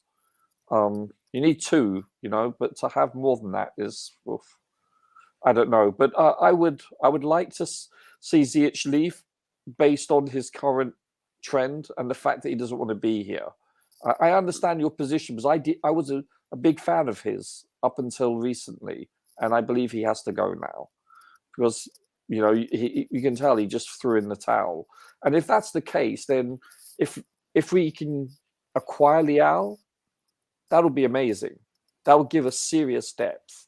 You'll have, and don't forget, we also have Callum Hudson-Odoi out on loan, and I think we value him. We've already told him we value him so much. I think that depth would be amazing. I mean, that will be a seriously deep team in those positions. I mean, you look at it: Sterling, Pulisic, Leao, Callum Hudson-Odoi, and if we get Nkunku, oh my lord! Throw some water on me, coach. Wake me up. I'm dreaming. That'll be an amazing. Yeah, that would be. Yeah, it would be crazy. YTV01 says that Leao is way more direct, which is what we need on that left side. Because again, there's always a space there. Not always. It depends on the team you're playing in the Premier League. But I guess I understand your point. Pulisic was a quality, but he hasn't been the same since the injury after the FA Cup final. Again, all he needs is consistent game time, and again, a lot would change. If you haven't, please do take a second to like the video and subscribe to the channel if you haven't. Again, he could still come good, but he has lots to prove. Wow, that's a solid argument right there. Robin was injury prone his entire career. You could argue that, but again, I think he did find a way to manage it and was always available. Again, it's all about how you micromanage that stuff. Bayern did it right. Again, that's correct. Again, and thank you for that. Great comment right there. I think Boehly promised Alvarez we would be coming for him. I just don't know when. Let me check. Let me check his contract. Let's see if what's Ajax will be looking to sell him. Let me see. Just 1 second here. It's important we'll look at it. Transfer market. Let's see when his contract, Ajax contract expires. He really wanted to come to us, and I wish we'd signed him. But again, the question remains: what? Sorry. Coach, if I could ask you, do you think Pulisic will get 5, 6 consecutive starts this season? No. Again, especially in this period, no. because the games, we have too many games. It's a congested No, I'm talking about by the schedule. end of the season, after Christmas, because it slows down a bit then. But do you think His he'll be given performance that? is what defines that. I just can't say Sure. that now. Again, if you make yourself indispensable, the manager will recognize that. Sure. Yes, rotation is key, but there are some players, it depends on how they perform. The manager don't drop them. So Edson Alvarez's contract at Ajax expires in 2025, so he still has 2 years, 3 years left. Next year it'd be 2 years. I think Ajax will be looking to sell him. Sorry? Do you like him? Yeah, I do like him. Again, he's an upgrade to Jorginho in terms of him, his ability to deal with the physical opposition midfielders, and again, you could say he's a bit quicker in terms of pace and all that. But yeah, come on. Sorry, that doesn't take much. Seriously, no, I do like him really. But then again, Porta may well work wonders with Jorginho, but we'll see. But it just looks as if Jorginho himself is bent on leaving Chelsea. It would take quite a lot to convince him to stay. Plus, at his age, if he leaves on a free, he gets a sign-on free from whatever clubs that gets to sign him and all that. So it's more money for him if he leaves on a free. He's not stupid not to recognize that. So probably that may well be. I think Boehly, again, promised, I've read that. It says again, Edson Alvarez would be a good signing, Mexican player, very marketable too. You have, in the sense that you have a large population of Mexicans in the United States and that will follow him. So again, yeah, it's business. Yeah. So again, you make a delicious point there. Again, proud MM. Let me just call you that because I really do not want to read your name. You make a very good point. That will be. Yeah, I think Boehly and his other co-owners will be attracted to the fact that he's Mexican, and the fact that there's a large population of Mexicans in the United States. So it's good business too. Plus, he's a fine player. You wanted to say something, Roger? No. How old is he, by the way? I'm not sure on his age. Yeah, he's just 1 second. I was looking at it here again. 24. So again. Oh wow, I thought he was old. Yeah. Okay, yeah, so it's a good age to sign him. He's experienced enough. He's played quite well for Ajax, and he plays very well for Mexico. I think we should get him really again. Plus, I think it makes sense now. Boehly will most likely go for him because it's business. I have a strong suspicion, Coach. I have a strong suspicion that Jorginho will leave on a free and will retain Kante. I have a strong suspicion that will transpire. And would probably replace him, possibly with Alvarez. Yeah, I can see that. I think that's a possibility. And plus, the club will probably most likely value keeping N'Golo Kante than Jorginho. I believe so. You could say it all depends on what Graham Potter really wants. Yeah, Graham Potter and the DOF or technical director, whoever, or both. Yeah, those again will make a huge difference. Yeah, go ahead. I think that's a safe assumption. I think it's not up to Boehly. I think it's up to the people that are in charge of the team, those 1 to 3 people. So whoever they may be, I think they will have the final say. I mean, it's possible we could retain both of them or neither of them, but I'm hedging my bets per se on us keeping Kante and letting Jorginho go. That's what I believe. But he is there's one thing you have to say about Jorginho. As much as I'm not a huge fan of him, he's our vice captain, I believe, if I'm not mistaken. No, he's a good leader. He's a very good leader. If you look at do you ever go and visit and view most of the videos for Chelsea, like on the Fifth Stand and so forth, and the interviews? He's a very charismatic, likable, natural leader, and these things, you can't put a price on them. These things are intangibles that are so important in a locker room. As much as if you have a person that's as talented as Eden Hazard, you can't have 11 Eden Hazards on a team. You have to have a variety of people. And you have a look at Man United, for instance, the last X amount of years, they have lacked sorely leadership in their locker room, but Chelsea have that. And I think that's another reason why Tuchel at the time wanted to retain, Aspi and Jorginho. He understands and recognizes the importance of the chemistry and leadership with which they possess. This is something we should never dismiss because it is a vital part of a squad, not just a team, a squad chemistry. That's my 2 cents. Yeah, but I do agree with you. And let me get what we have in the chat here. Again, let me see. Again, Liao get Fofana a bit of all of them. Everybody that went close to him tested again his explosiveness. You see, he says he blew by Fofana too. Again, on occasions he did, but again we were able to overall stop him. And let me see what else we have there just quickly. Let me see. Ziyech again is a great player. He is again not just suited for the system we play. I guess not entirely down to the system. I think a lot of stuff hasn't gone his way since he joined us.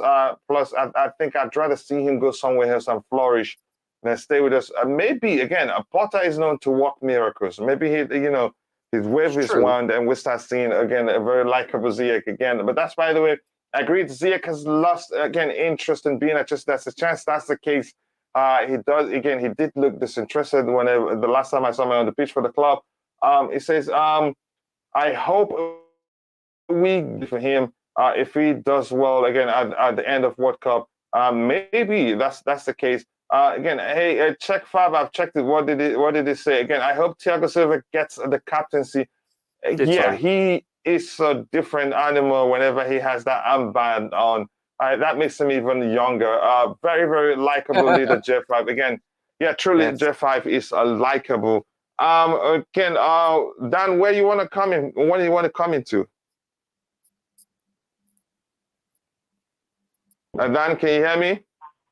Yeah, I can hear you, Coach. I can hear you. Sorry, but I'm just eating quickly. Sorry, Coach. How are you? No worries. Where you want to come in? What's that? I missed what you lot said. I would be about Jorginho. We talked about Mason Mount's potential new contract. We talked about Michael Edwards. We talked about Gabriel Slonina joining the team, whether he'd go out on loan or not. And then right now we're talking about what again? Just wherever you want to come in. Then let me give you a chance to speak before we call it a day. Basically, Roger, when I was thinking about you said about Jorginho just getting replacement for Alvarez.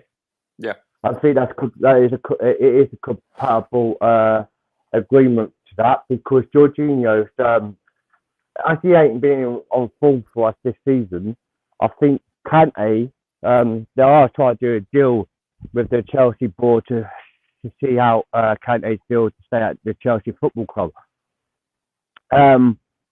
Mason Mount was a good priority to get his contract over the line now and in a deal. Is it like a 4 year to 5+ deal? I'm not sure. I haven't really read it out on that, but I know that it was nothing about the structure of the deal.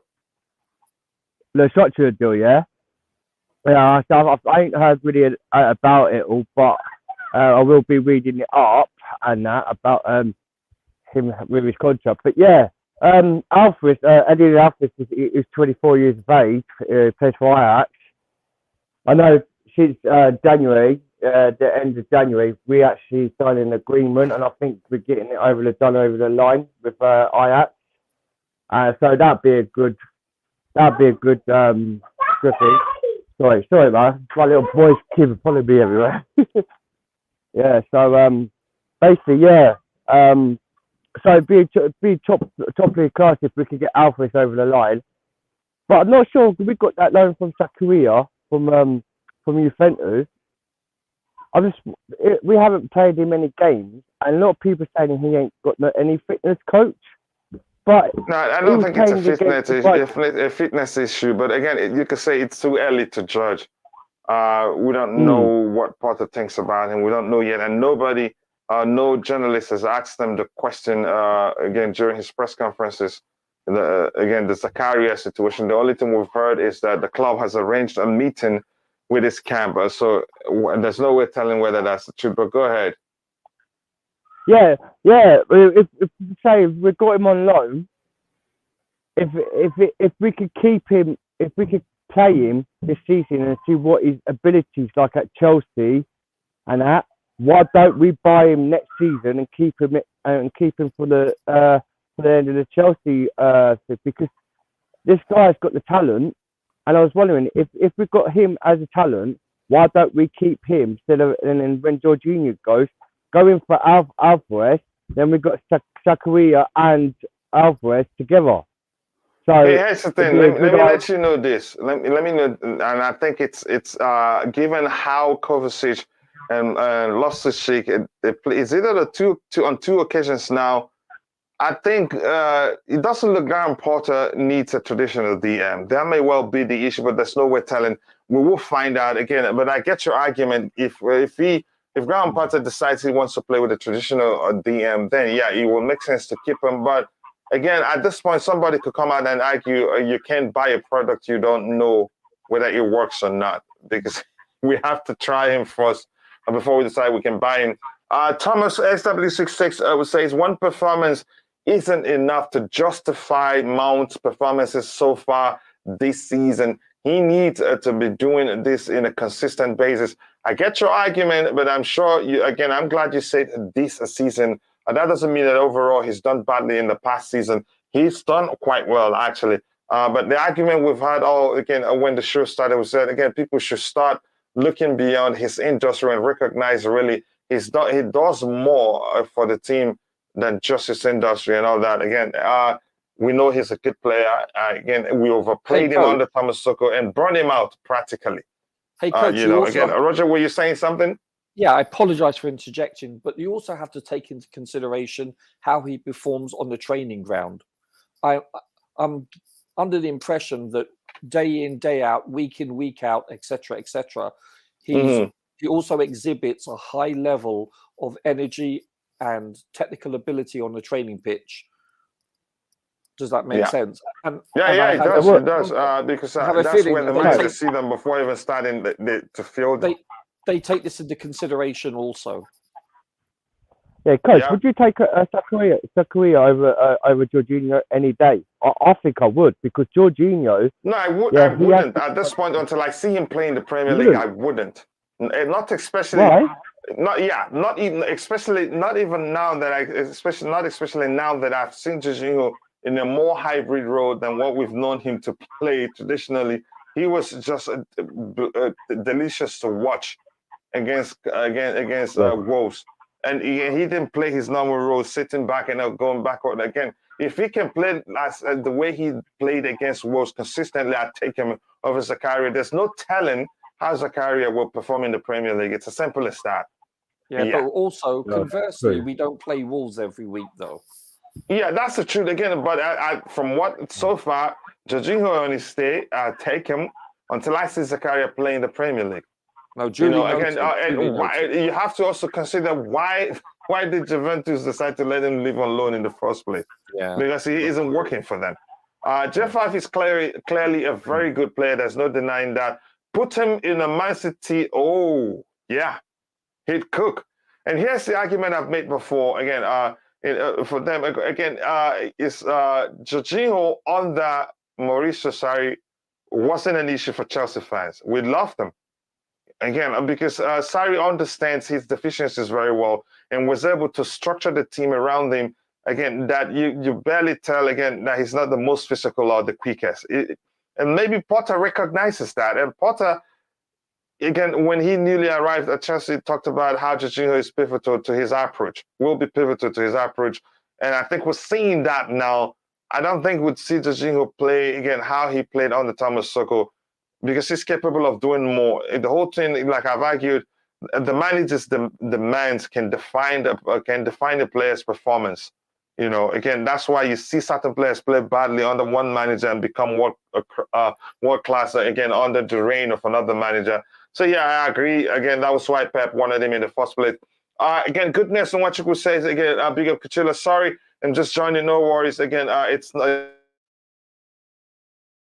an obligation. It's finally coming to Chelsea.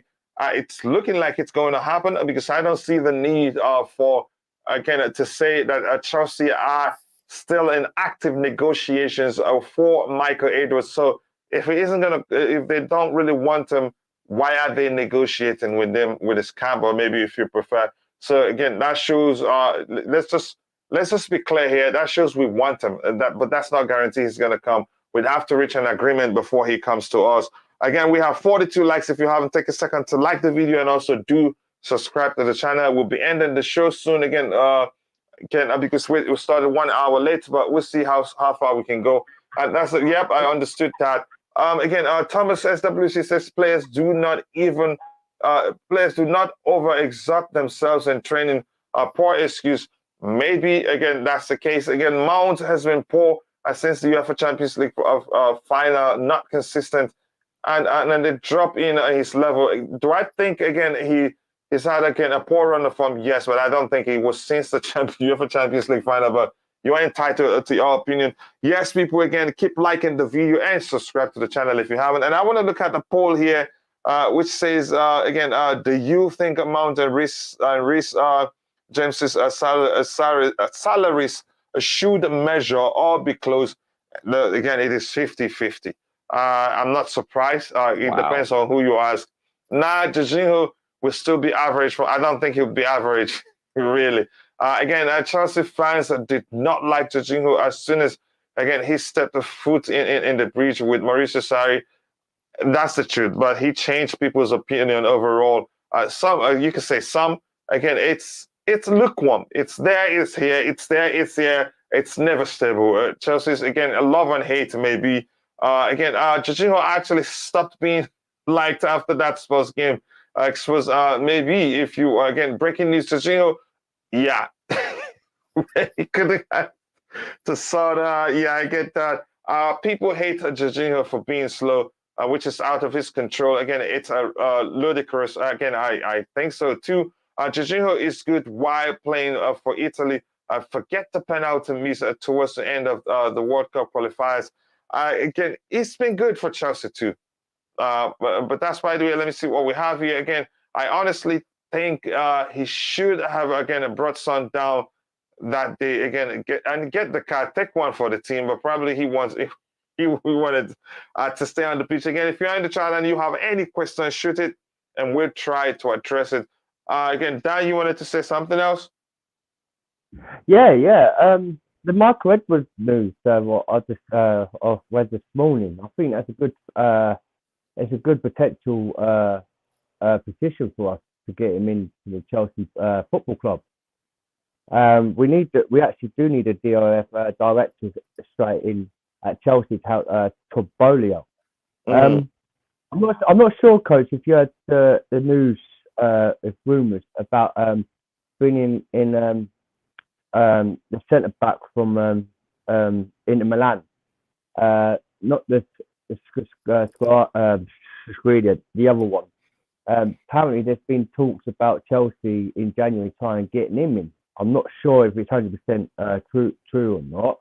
I can't remember his name, but there has been talks about him. But with the Michael Edwards deal, I think it's totally brilliant. If we get him in as soon as possible, I think it'll be brilliant, because I think we'll definitely get Leo signing for next summer. And so that'd be because Leo and I heard with Leo and Reece James, they actually had friends on Instagram and that. And you know, when it comes to people adding Chelsea fans to Instagram from a different club, sooner or later that Chelsea Football Club. We've had it like 3 or 4 times with people who we played against, and that time we got that the likes of what was his name from 3 seasons ago, came to Chelsea. We played against Chelsea. They had him as a friend, and next minute, Antonio Rudiger, that was it. Rudiger, with that time, we played against his club from another club, and 10 minutes down the line, he was friends with, I can't remember who he was friends with on Instagram, and then 10 minutes down, we signed Antonio Rudiger to Chelsea. So possibly this Michael Edwards at the Chelsea board, it could actually be it could be a true fact that we'll be signing Leo next summer if we get Michael Edwards, because Michael Edwards he can sign good players. This is a guy from Liverpool, right? Who we getting from Liverpool. Is it? Yeah, correct. Yeah. The guy's outstanding. When he was at Liverpool, the director, he signed good quality players like the Van Dijk. He's got at Liverpool, like the Lucas Marnie. Yes, Ada Marnie. Diaz, the likes of Roberto Firmino. All like the players who've got it's this guy's unreal. And I think if he comes to Chelsea, we will see a good sided for that summer with on Michael Edwards coach and that. Just a quick question: are you actually at Stamford Bridge, or is that your background? Because I really like that, coach. No, it's just a background. Oh yeah, it's nice, man. It's really nice. Yeah, thank you. I'm glad. I'm using a green screen, so glad you like it. Yeah, I thought you was at Stamford Bridge. I thought you was football at Stamford because it looks like you were at Stamford Bridge, just like sitting on the desk. It's just a background. Okay, again, Chris Noble says, again, I love Jorginho, and he says, honestly, he should have brought the son down. Again, I read that one. If he brought him down, people will still complain for drawing a card. Here's the thing, again, it depends on the situation. If it's a goal-scoring opportunity for the opponent, you, again, outside the 18, as long as even sometimes you go, bring a player down to make it, take the penalty, it's 50-50, either he scores or they miss it.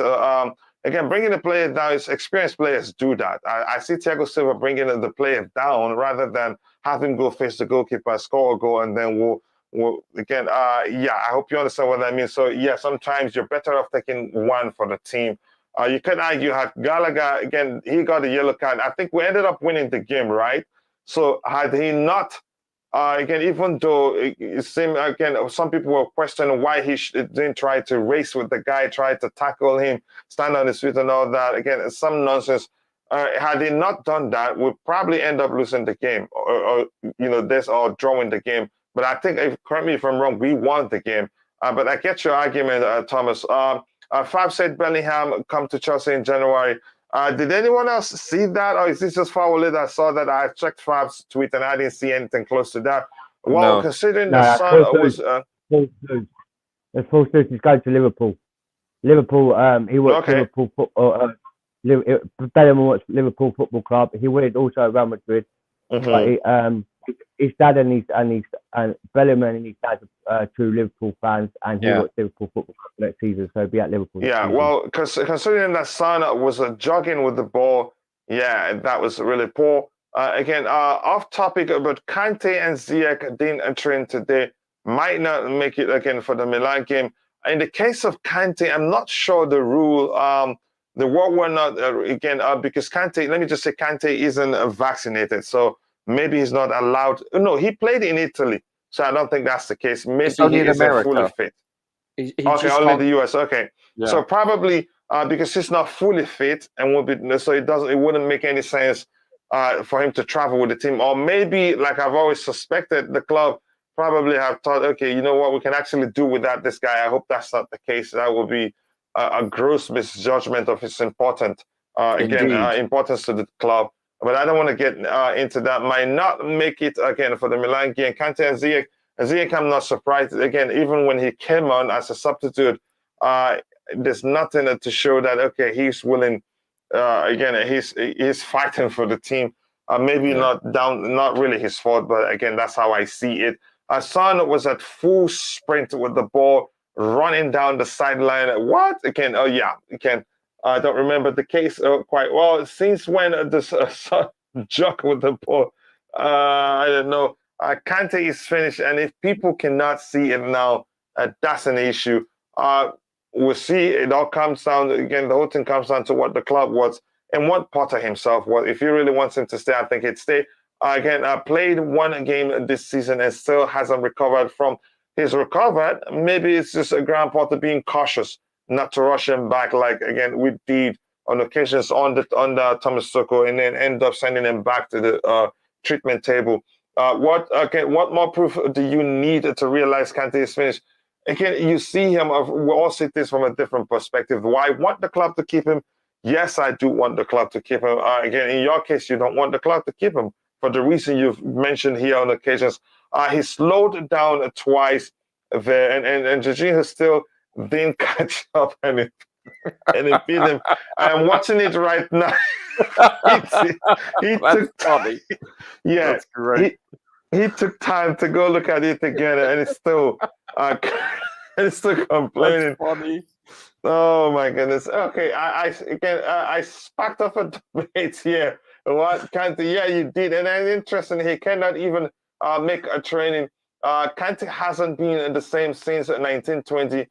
You could argue the same, but again, we have to take you have to take we have to take some responsibilities. And Chris, please do not mind. Do not mind Nightbot. It's a machine. It's not a human being. Sorry that it timed you out. I'm not sure why it's saying that you're spamming. Apologies for that. For 5 seconds. Again, no, Ziyech must come. Again, I want Chelsea to win tomorrow. Yeah, but you've already heard that he isn't traveling with the team. Yeah, but that's by the weekend. Let's look at an update here. I think if we don't get any questions from the chat, I think we should call it a day. We started 1 hour late, and I have to go take care of something else. Again, Chris Mobile, apologies. Nightbot is a machine, it's not a human being. And avoid using more than 2 emojis or more than 3. I'm not sure the number.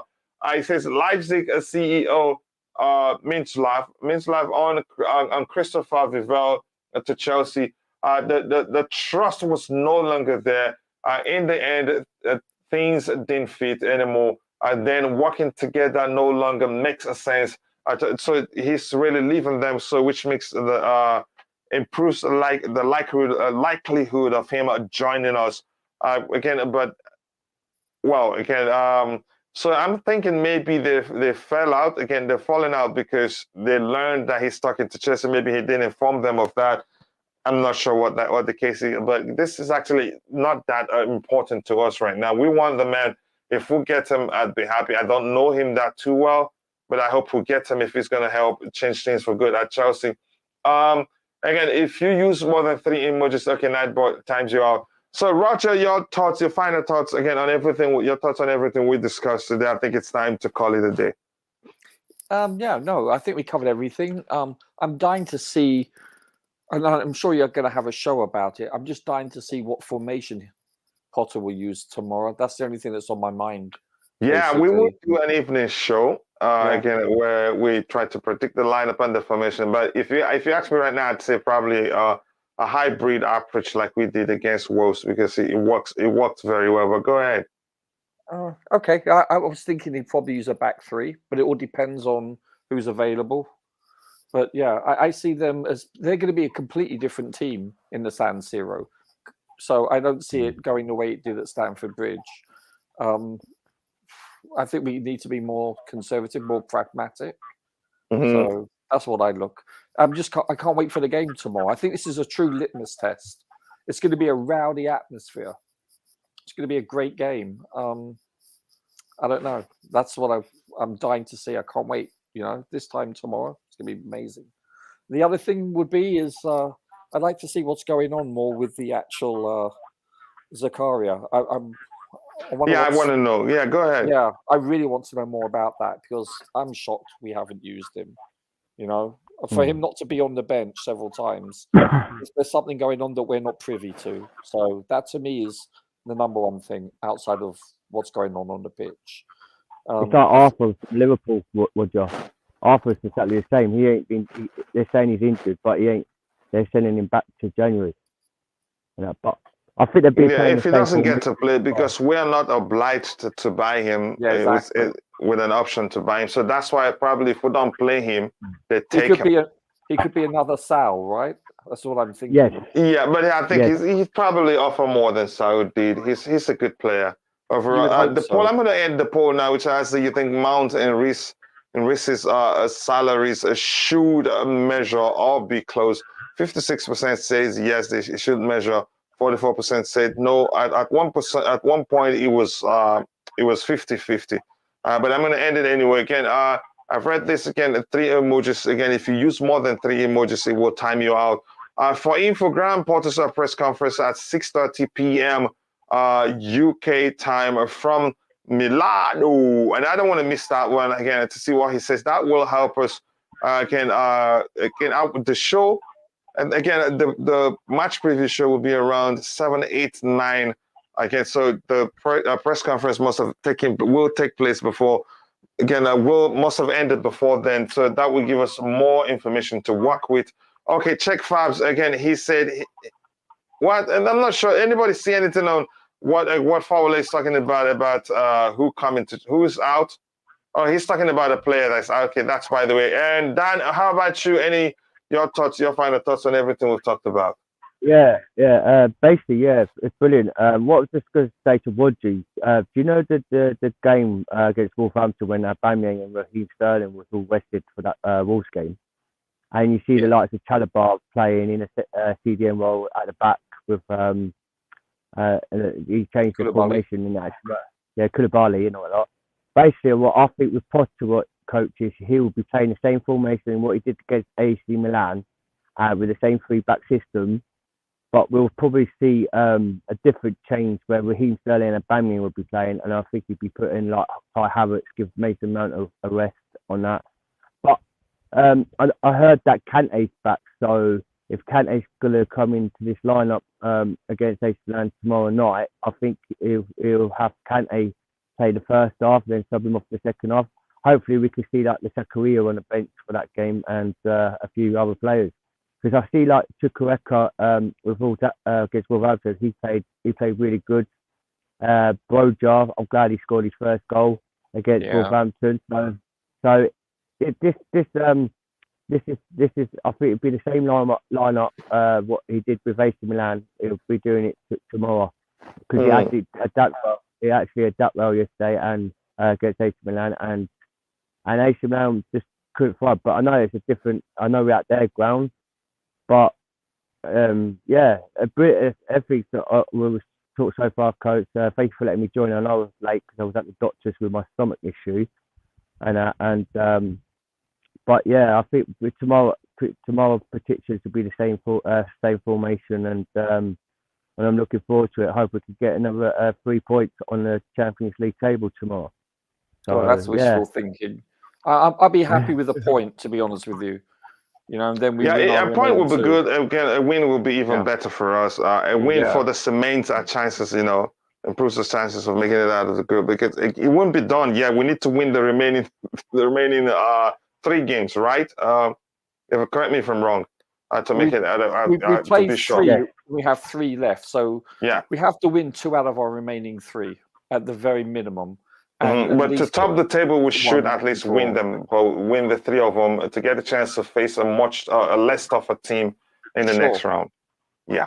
Yeah, you know what? That used to be the case, but not anymore because you get some giants like a Barcelona, etc., ending second. But still, you get the second best team. Not always, though, but not always. If you win your group, there are other teams like a Barcelona that come in second, and you could end up playing them hypothetically. That's happened the last few years. Yeah, but Barcelona third in their table, isn't it? Barcelona in the Champions League table. I'm just saying, though, the last 3 or 4 years, if you notice, a lot of really good teams that were, shall we say, predicted to finish first have ended up finish second, and you don't get the rewards of finishing first in your table. So that could come back and bite you in the posterior, the old gluteus maximus. So you don't know. It's a luck of the draw, But I see your logic, though. You always do want to finish first for many reasons, but that doesn't always apply, though. That's all I'm trying to say. Yeah, thank you very much for that. Again, Proud. Okay, all right, brother. Talk to you later. Proud Mickey Mount. Hate to say it again. Do you think AC Milan will be a different beast at San Siro? Definitely. Bet your bottom dollar. It's a different ball game there. Even if they have, again, 11 players out, it doesn't matter. And especially how, again, our fans, again, they seem too quiet for me. Again, they dominated Juventus at the weekend. Probably, again, they needed to react. And they showed how good they can be. Our brother, again, former Chelsea player, scored a goal. Again, who again scored the other goals? I don't remember. But I think Potter will start with them. His unpredictability, again, it's a plus for us. I'm not sure. He probably, again, switch up the formation again.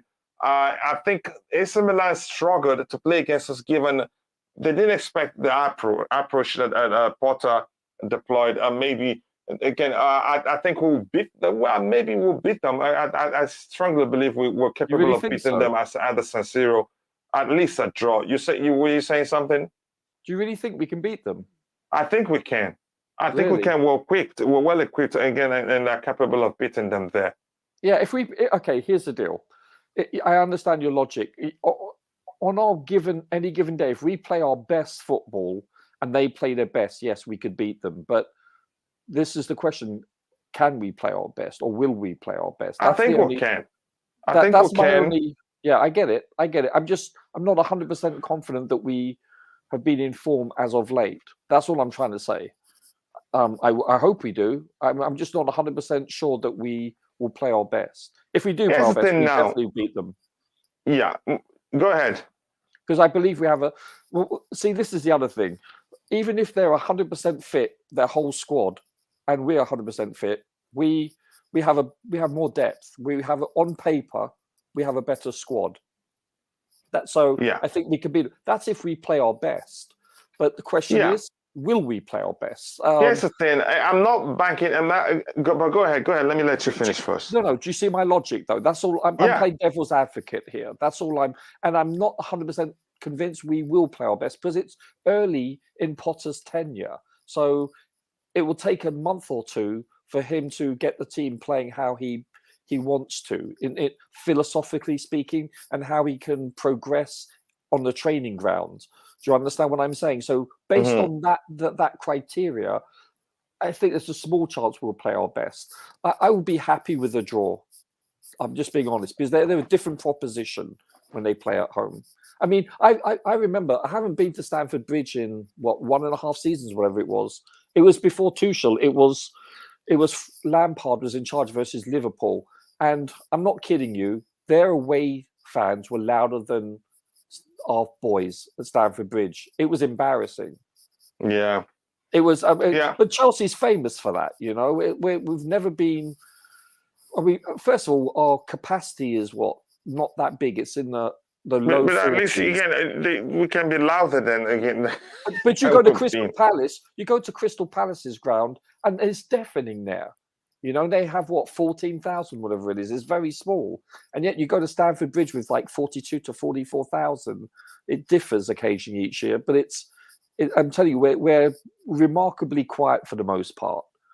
In fact, like if you go to Liverpool or you go to City or United, they're deafening there. True, they have far greater capacity, but Stamford Bridge has never been the case when it comes to. We'll touch more on that again during the preview, the preview show. I hope you find time to join us. Then what a night show! I will be asleep then. Yeah, I understand the time difference. So yeah, enjoy your sleep. And see you when you get the time to join us. Sorry, are you doing it tonight?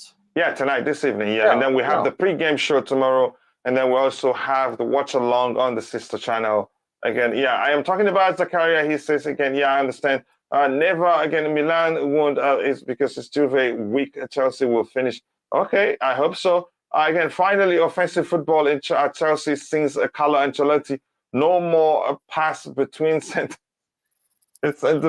Luis Garcia, I'd be surprised if you did not say that. Thanks, Coach, for letting me join. Always a pleasure. Again, except if I don't see your messages. Again, and then if people like the video, we hit 50 likes. That's not easy. Thank you so much for that.